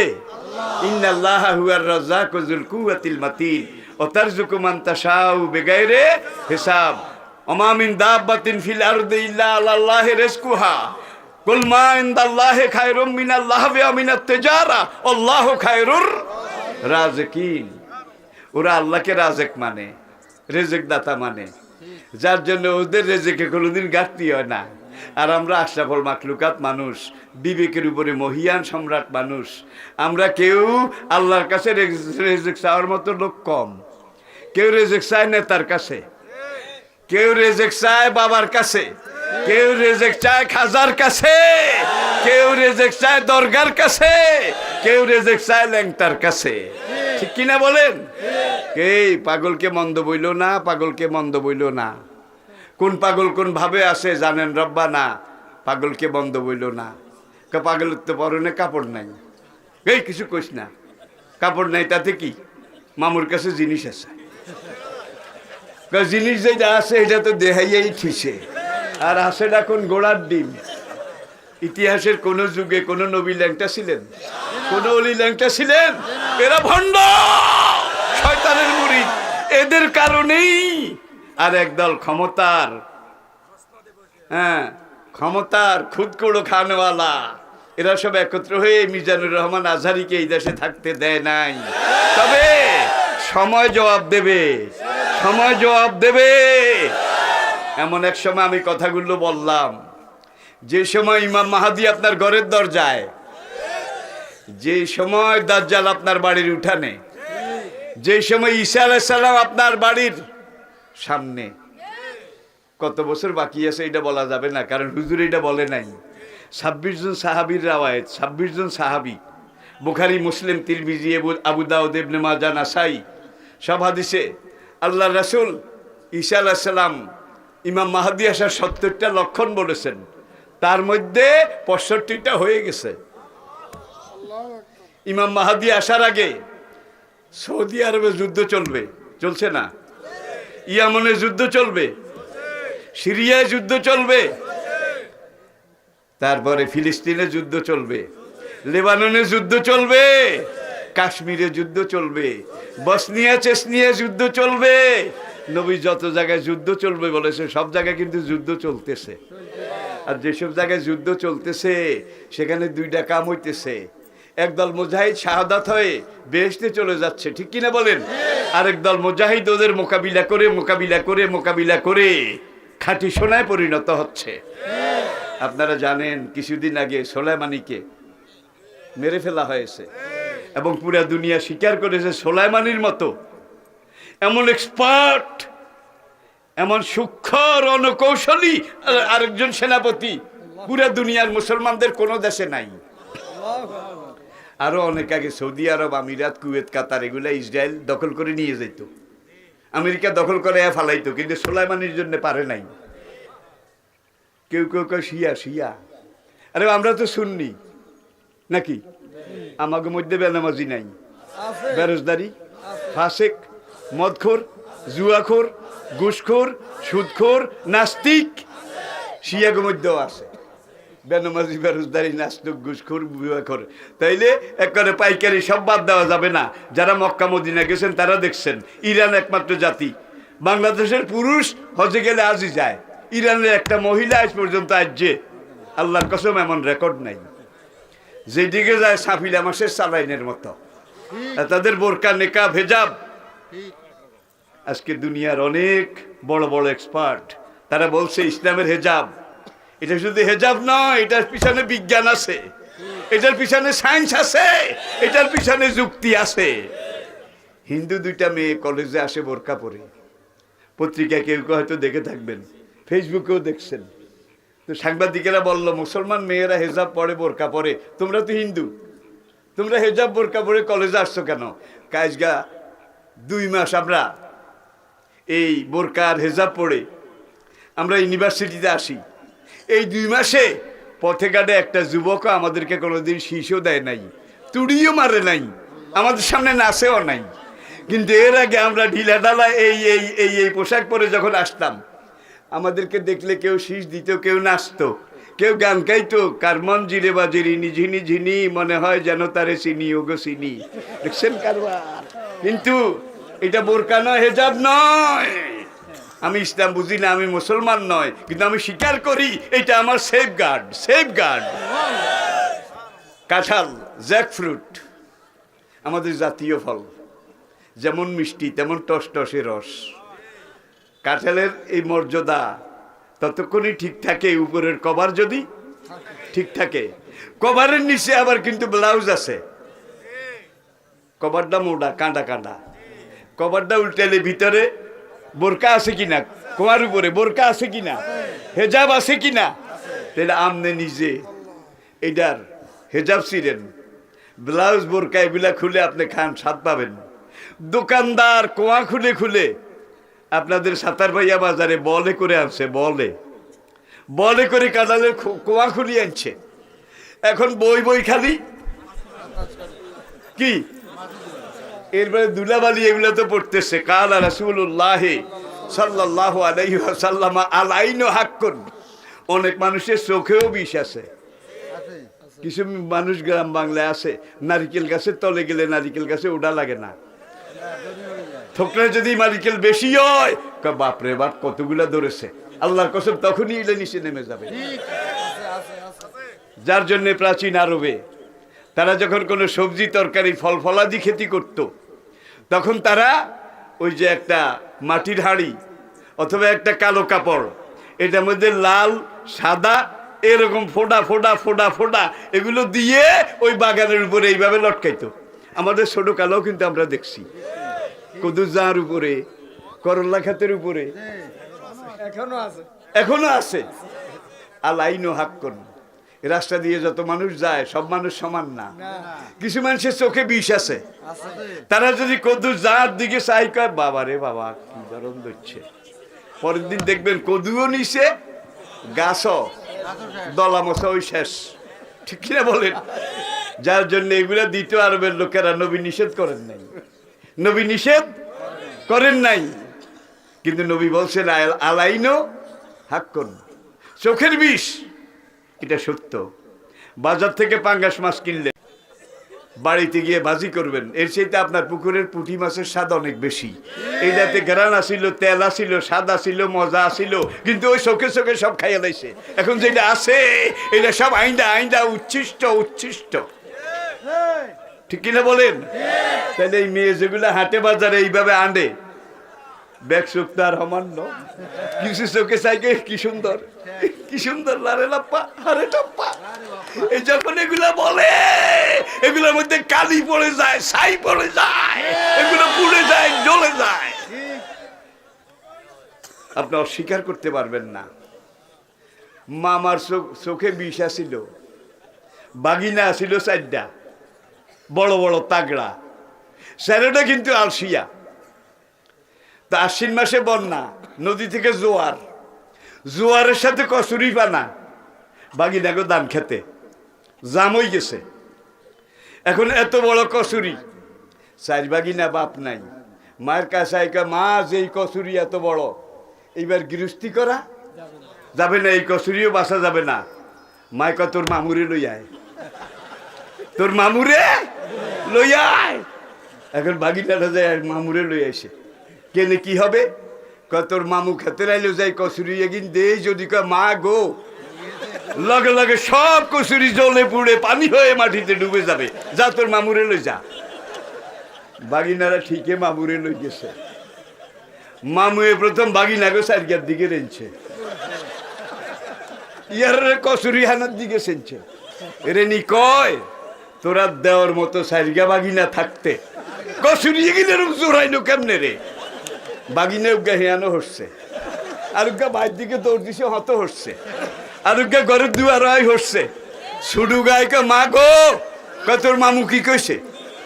মামু কইছে তোরা দেওয়ার মতো সারিগা বাগিনা থাকতে কচুরি এগিনে এইভাবে জোরাইলো। কয় মামুরে তো আনস না, তো কোয়ালো আগুন লাগাইছ। সবাই আত্মায়াতের কায়দায় বসুন, আত্মায়াতের কায়দায় বসুন, 2 মিনিটে মোনাজাত শেষ। আত্মায়াতের কায়দায়। কোনো ভাই কি আমার উপরে রাগ করেছেন? আমি যতগুলো কথা বলেছি, এতক্ষণ কথা বলি না। হ্যাঁ, সবার জন্য দোয়া হবে। যারা ব্যবসায়ী তাদের জন্য দোয়া এই জন্য করা দরকার। দোয়া করবেন তো ইনশাল্লাহ।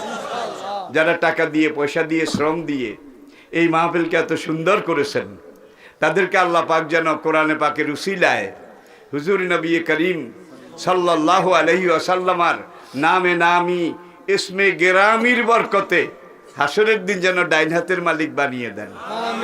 যাদের ছেলে পেলে দূরদেশে বিদেশে পরবাসে আছে, বা এইটা কোন উপজেলাতে হচ্ছে, সেনবাগ, সেনবাগের বেশ কিছু যুবককে আমি কোরিয়াতেও দেখছি, জাপানেও দেখছি। সেনবাগের তো আসলে অনেক প্রবাসী এই উপজেলার দুনিয়ার বিভিন্ন দেশে আছে। বাংলাদেশ থেকে বর্তমানে 1,20,00,000 মানুষ বিদেশে আছে। 1,20,00,000। জমজম কুয়ার দিকে একবার তাকান মুনাজাতের আগে, প্রতি সেকেন্ডে 8,000 লিটার পানি উঠে। সেকেন্ডে, প্রতি মিনিটে কত? 8,000 লিটার। সেকেন্ডে 8,000, মিনিটে কত? ঘন্টায় কত? দিনে কত? Million million million million ton. বঙ্গোপসাগর হইলে অবদান হয়ে যেত। যখন সেকেন্ডে 8,000 মিটার করে উঠে, যে দূর জমজমের পানি নিচে নামে, 11 মিনিট পরে এইটা আবার সমান হয়ে যায়। আল্লাহু আকবার। 11 মিনিট। একবার বন্ধু প্রতিম সাইদি সাহেব, আমি এই দুইজন ছিলাম বাংলাদেশের জাতীয় পর্যায়ের আলেম। আর বিচারপতি মোস্তফা কামাল, ব্যারিস্টার তমিজুল হক, জাতীয় অধ্যাপক ডক্টর নুরুল ইসলাম। এইভাবে বাংলাদেশ থেকে আমরা 10 জন রাবেতা আলমী ইসলামীর মেহমান হিসাবে, সৌদি আরবের রয়্যাল গেস্ট হিসাবে আল্লাহ পাক হজে যাওয়ার সুযোগও করে দিছে। অনেকবারের মধ্যে একবার সৌদি আরবের রয়্যাল গেস্ট। সেই রয়্যাল গেস্টের সম্মানে সৌদি আরবের বাদশার খাস কামরা, আর বাদশার কামরায় ঢুকতে ভাই কত ব্যারিকেড, কত গেট, কত রকমের সৈন্য সামন্ত, কত কিছু। হায় হায় হায় হায়, রাজতন্ত্র কারে কয়। এরপরে সেই সুবাদে আল্লাহ কাবা ঘরে ঢুকার সুযোগ দিছে। এখানে তো ঢুকা যায় না। রাবেতা আলমী ইসলামীর রয়্যাল গেস্ট, রাজকীয় মেহমান, সৌদি আরবের রাজকীয় মেহমান। সেখানে যে বাদশাহ খালিদের আমলে জমজম কূপ পরিষ্কার করা হয়েছিল, জমজম কূপের তলায় 30 টন স্বর্ণ, হার, নাকপাশা, দুল, নাকফুল, বিনা, স্বর্ণের চাক, স্বর্ণের জিনিস 30 টন। সেগুলা সেখানে মিউজিয়ামে আছে। একদল ডুবুরি নামানো হলো তলা সাফ করার জন্যে। তারা এগুলা উঠাইলো সব তলা থেকে। উঠানোর পরে তলায় পাওয়া গেল একটা পাথর, লালচে সাদা, লালচে সাদা। এইভাবে জমজমের তলার মাঝখানে এই পাথরটা লেখা আছে বেজনিল্লাহ, বেজনিল্লাহ, আল্লাহর হুকুমে। মুভিং ক্যামেরা দিয়ে একদল মিশরি পাকিস্তানি সাংবাদিক তারা ওখানে জমজমের তলার ফটো উঠাইছে। একটা স্রোত আসে কাবার উত্তর দিক, হাতিম, হাজেরা এবং ইসমাইল যেখানে শোয়া সেই দিক থেকে। আরেকটা স্রোত আসে সাফা পাহাড়ের দক্ষিণ পাশে জাবালে আবু কোবাইস, সেখান থেকে এই পাথরে এসে একটা আসে হাতিমের দিক থেকে, আরেকটা জাবালে আবু কোবাইসের দিক থেকে। এই পাথরিটার উপর এসে পড়ে স্রোতগুলো। আরেকটা স্রোত আসে সোজা পূর্ব দিকে জাবালে নূরের দিক থেকে। আর পরিসংখ্যানে দেখা গেছে সেকেন্ডে 8000 লিটার, মিনিটে এর 60 গুণ, ঘন্টায় তার 60 গুণ, দিনে সব ফলের 24 গুণ। ঠিক কিনা বলেন? কত billion billion billion billion billion billion litre পানি উঠতেছে। শুধু মক্কা মদিনা, সৌদি আরব খায় না, সারা বছর সারা দুনিয়া থেকে যায়, তারা সেখানে খায়। তারা আবার এটাকে ডিব্বা ভরে দেশেও নিয়ে যায়। সাগর হলেও তো শুকিয়ে যেত। আল্লাহ আমাদেরকে বোঝার তৌফিক দান করুন। যদি কোনো অসুবিধা না থাকে অনুরোধ করবো আত্মায়াতের কায়দায় বসুন, দোয়া কবুল হওয়ার জন্যে, সাকিনাত রহমত নাজিল হওয়ার জন্যে। আল্লাহর সবচেয়ে পছন্দ আত্মায়াতের কায়দায় বসা, যদি কোনো অসুবিধা না থাকে। আর বিমার আজার হলে তো জোর করার দরকার নেই। সবাই পড়ুন আমার সাথে, বিসমিল্লাহির রহমানির রহিম। আস্তাগফিরুল্লাহ রব্বি মিন কুল্লি যামবি ওয়া আতুবু ইলাইহি লা হাওলা ওয়ালা কুওয়াতা ইল্লা বিল্লাহিল আলিয়্যিল আযীম। তওবা ইয়া আল্লাহ, তওবা ইয়া আল্লাহ, তওবা ইয়া রাব্বি, লা ইলাহা ইল্লাল্লাহু মুহাম্মাদুর রাসূলুল্লাহ। চীনের করোনা ভাইরাস সম্পর্কে আপনারা জানেন, সবার কাছে খবর আছে। এই যুগের জন্যে সবচাইতে কঠিন পরীক্ষা এটা। আর গত 100 বছর চীন, সেখানকার উইগর, কাশগর, সেখানকার মুসলমানদের উপরে যে অত্যাচার করেছে। গত সপ্তাহে চীনের প্রেসিডেন্ট শি জিনপিং সে বেইজিং এর সবচেয়ে বড় কেন্দ্রীয় মসজিদে এসে খতিব সাহেবের সাথে দেখা করেছে। দেখা করে বলে, খতিব সাহেব আপনি আমাদের দেশের জন্য একটু দোয়া করেন। আপনারা মুসলমান। বর্তমান দুনিয়াতে যতগুলো জাতি গোত্রের মানুষ আছে আমি মনে করি মুসলমান সর্বশ্রেষ্ঠ। আরে ভাই ঠেকাই বই রইল তো কইছে, এটার নাম ঠেলার নাম বাবাজি। এই চীন থেকে করোনা ভাইরাস বর্তমানে 30টারও বেশি দেশে ছড়াই গেছে, বহু লোক মারা যাচ্ছে, আমেরিকা পর্যন্ত গেছে ব্যারামটা। আর বাংলাদেশ হলো দুনিয়ার মানচিত্রে সবচেয়ে বেশি ঘনবসতি, পিঁপড়ার চেয়েও বেশি মানুষ। এখানে যদি শুরু হয় তাইলে আর রেহাই নাই। আল্লাহ পাক যেন তাদেরকেও হেফাজত করে, আমাদেরকেও হেফাজত করে। এখন বিশ্ব স্বাস্থ্য সংস্থা WHO, ওয়ার্ল্ড হেলথ অর্গানাইজেশন, তারা ডাক্তাররা বসে রিসার্চ করেছে, করে বলেছে চীনের একজন নাগরিক যদি দিনের মধ্যে কয়েকবার তার চোখ তার মুখ ধোয়, নাকের ভিতরে পানি দিয়ে ধোয়, কুলি করে গড়গড়া, মুখ ধোয়, হাত ধোয়, পাও ধোয়, তাইলে তার আর করোনা ভাইরাস হবে না। ভাই এইটা শুনি আমি কইলাম ১,৫০০ বছর আগে নবী তো আঙ্গুরে এইডে হি আইছে, কোরআন তো এইডে কইছে ফাকসেদু উজুহাকুম ওয়া আইদিয়াকুম ইলাল মারাফিকে আমসাহু বিরুসিকুম ওয়া আরজুলাকুম ইলাল কাবাইন। দেখছেন কারবার? যেটা আমরা মুসলমান লোক এমনি এগিন করি ওযুর মাধ্যমে, ঠিক কিনা বলেন? তাহলে আল্লাহর রহমতে মুসলমানের তো করোনা ভাইরাস অনেক কথা ন, তবে মুনাফিকের হইব। আল্লাহ পাক আমাদেরকে হেফাজত করুন। সবাই সবার জন্য দোয়া করবেন। আপনি যেই দলই করেন, দল করার স্বাধীনতা আপনার আছে, কিন্তু দেশের ব্যাপারে, দেশের অস্তিত্বের ব্যাপারে, দেশের সার্বভৌমত্বের ব্যাপারে কোনো দল নাই, সব এক দল, সব এক দল। আল্লাহ দোহাই এটা যদি হতে না পারি, আমাদের গোশত চিল, কাক, কাউয়া সব খুনে খাবে, কোনো সন্দেহ নাই। 5 মণ ওজনের গাই গরু দুধ দেয় 30 কেজি, এটা দিয়ে সংসার চলে। খাল পাড়ে ওই গাইটা বেঁধে রাখছেন, দড়ি পেঁচাইয়া খালে পড়ে গেছে, গায়ের ওজন কিন্তু 5 মণ। একবার দড়ি ধরে টানেন, আবার লেজ ধরে টানেন, এটা কি সম্ভব একজনের পক্ষে? একবার দৌড় দিয়ে এলো, কি হয়েছে? গাই পড়ে গেছে, ধরবো নাকি? আমি জোরে কও না আস্তে কও? আমি তো জোরে কই আমিন, আহলে হাদিস, খবরদার আমার গাই ধরিও না।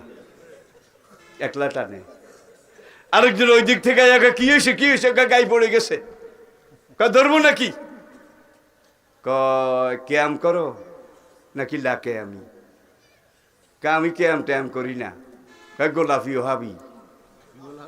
গোলাপি ওহাবি, খবরদার আমার গাই ধরিও না। আরেকজন ওই দিক থেকে আসলো, কি ভাই ধরবো নাকি? জনপুরি না ফুরফুরি না শর্ম নাই, কমই না আলিয়া। এমন একটা ট্র্যাডিশন শুরু হয়েছে, তফসির মাহফিলে ওয়াজ, মাহফিলে এক মৌলবী আরেক মৌলবীর বিরুদ্ধে ওয়াজ করে, এক মৌলবী আরেক মৌলবীকে ফাসেক বলে, কাফের বলে। কোন মৌলবী ওয়াজ করতে এসে যদি আরেক আলেমের বিরুদ্ধে কয়, লগে লগে ওয়াজ থামাইয়া দিবেন যে হুজুর এগুলা শুনতে আসি নাই, যদি পারেন কোরআন হাদিসের কথা বলেন।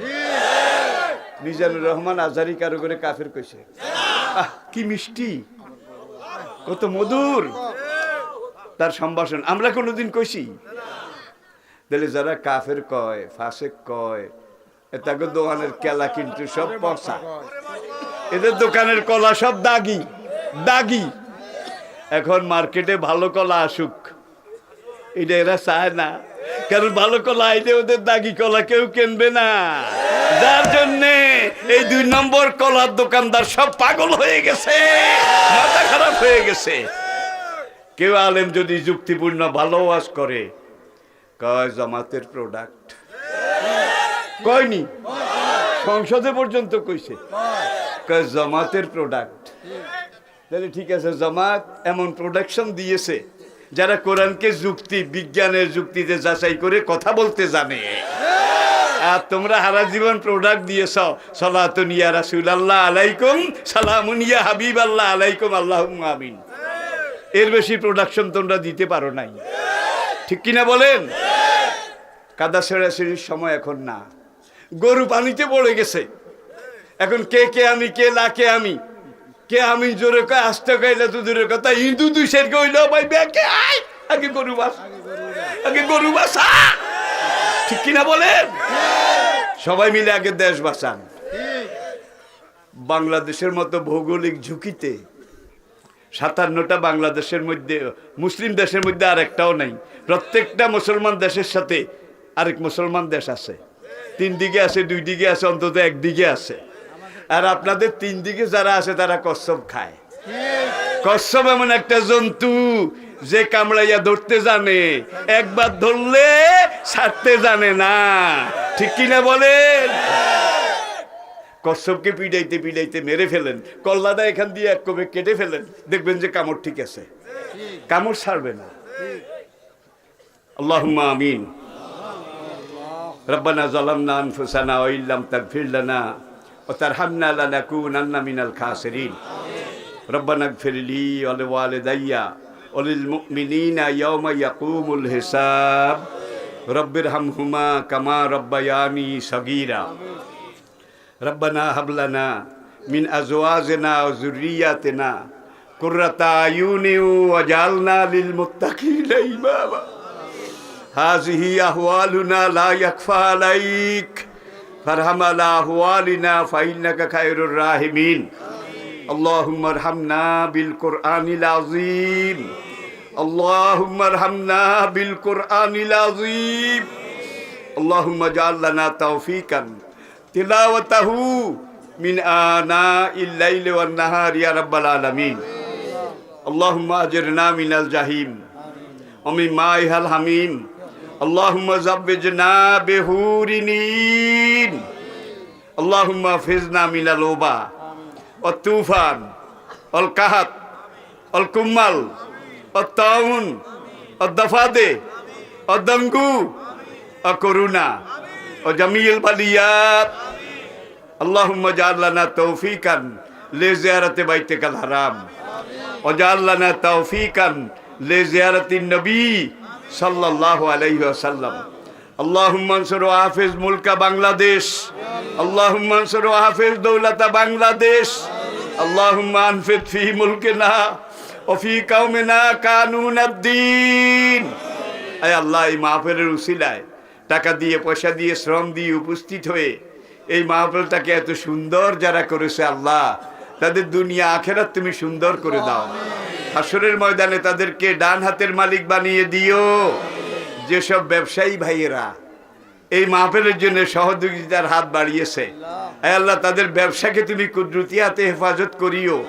আগুন পানি ঘটনা, দুর্ঘটনা, নৈসর্গিক বিপদ, বালা মুসিবত থেকে হেফাজত করিও আল্লাহ। যেসব চাষি, খেটে খাওয়া মানুষেরা এই মাহফিলের জন্য টাকা পয়সা দিয়েছে, আল্লাহ মাহফিলকে এত সুন্দর করেছে, হাসরের কঠিন দিনে তাদের সবাইকে ফাদখুলি ফি ইবাদি অদখুলি জান্নাতি বলে যাদেরকে অগ্রিম বেহেশতে ডাক দেবে, সেই তালিকায় নামগুলাকে শামিল করে দিও। আল্লাহ রাত গভীর যেই ভাইদেরকে নিয়ে হাত তুলেছি, আয় আল্লাহ তোমার একটা গোলামকেও বেইজ্জত করিও না, তোমার একটা বান্দাকেও বেইজ্জত করো না ইয়া আল্লাহ। চতুর্দিক যত মাইল যে দূরে রিয়াল লোক মাহফিলে হাজির আছে, পুরো এলাকার আসমানি গজব আসমানে তুলে নাও, জমিনি গজব জমিনে দাফন করে দাও ইয়া আল্লাহ। আমাদের মা বাবা, পূর্বপুরুষ যারা দুনিয়া থেকে চলে গেছে, আল্লাহ তাদের কবরগুলাকে গুনাহ খাতা মাফ করে বেহেশতের বাগান বানিয়ে দাও ইয়া আল্লাহ। আমাদের ছেলে পেলে, নেক্সট জেনারেশন, আগামী বংশধর যারা আসতেছে, আয় আল্লাহ তুমি তাদেরকে খালেদের ইমান দিও। এই মাহফিলের জন্য যে যুবকরা পরিশ্রম করেছে তাদের সবাইকে আম্মার ইবনে ইয়াসিরের ঈমান দিও, হযরত ওসমান গনির ঈমান দিও, হযরত আলীর ঈমান দিও আল্লাহ। আল্লাহ মুরব্বী যারা এই মাহফিলে সহযোগিতা করেছে তাদের সবাইকে আবু বকরের ঈমান দান করিও, সালমান ফারসির ঈমান দান করিও আল্লাহ। আল্লাহ বিদেশে, দূরদেশে, পরবাসে আমাদের যেসব ভাই বেরাদার ছেলে পেলে আছে তাদেরকে তোমার রহমত কুদরতের হাতে হেফাজত করিও আল্লাহ। তাদেরকে সহি সালামতে হীন হায়াতে ফিরিয়ে এনে তাদের মা বাবা বিবি বাচ্চার কলিজা ঠান্ডা করিও ইয়া আল্লাহ। আল্লাহ, এই মসজিদ, যে মসজিদের উদ্যোগে এই মাহফিল, কিয়ামত পর্যন্ত এই মসজিদটাকে ইসলামের পাওয়ার হাউস, কোরআনের পাওয়ার হাউস হিসাবে তুমি কবুল করে নিও। এই মসজিদকে এই এলাকার হেদায়েতের মার্কাজ কেন্দ্র বানিয়ে দিও আল্লাহ। আল্লাহ, যেই পাঠাগার আর যেসব ভাইয়েরা যত দিক থেকে মাহফিলের দিকে সহযোগিতার হাত বাড়িয়েছে আল্লাহ, হাসরের কঠিন দিনে তাদের হিসাব সহজ করে দিও।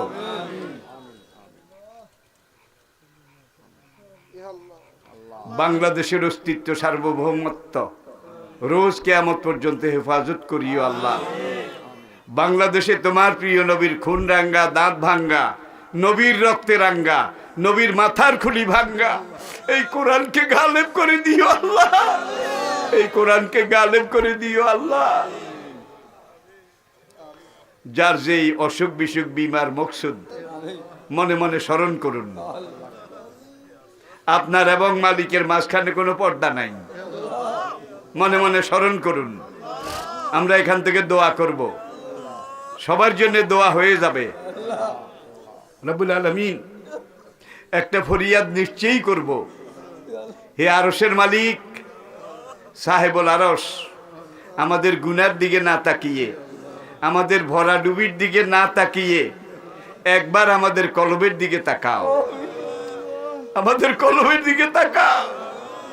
আমরা জানি এবং মানি আজ এই গভীর রাতে কোরআন হাদিস আলোচনার পরে তোমার রহমতের একটা নজর যদি আমাদের উপরে পড়ে, দুনিয়া আখিরাত শান্তি নাজাতের জন্য এটা সবচেয়ে বড় জরিয়া হয়ে যাবে আল্লাহ। তোমার রহমতের নজরের বাইরে একজন ভাইকেও রেখো না ইয়া আল্লাহ। বাড়িতে ঘরে মা বোনেরা যারা হাত তুলেছে আল্লাহ, মেহেরবানি করে তাদের স্বামীগত প্রাণা বানিয়ে দাও, স্বামীগত প্রাণা বানিয়ে দাও। তাদেরকে আল্লাহ খাদিজার মতো আদর্শ মা হিসাবে কবুল করে নাও।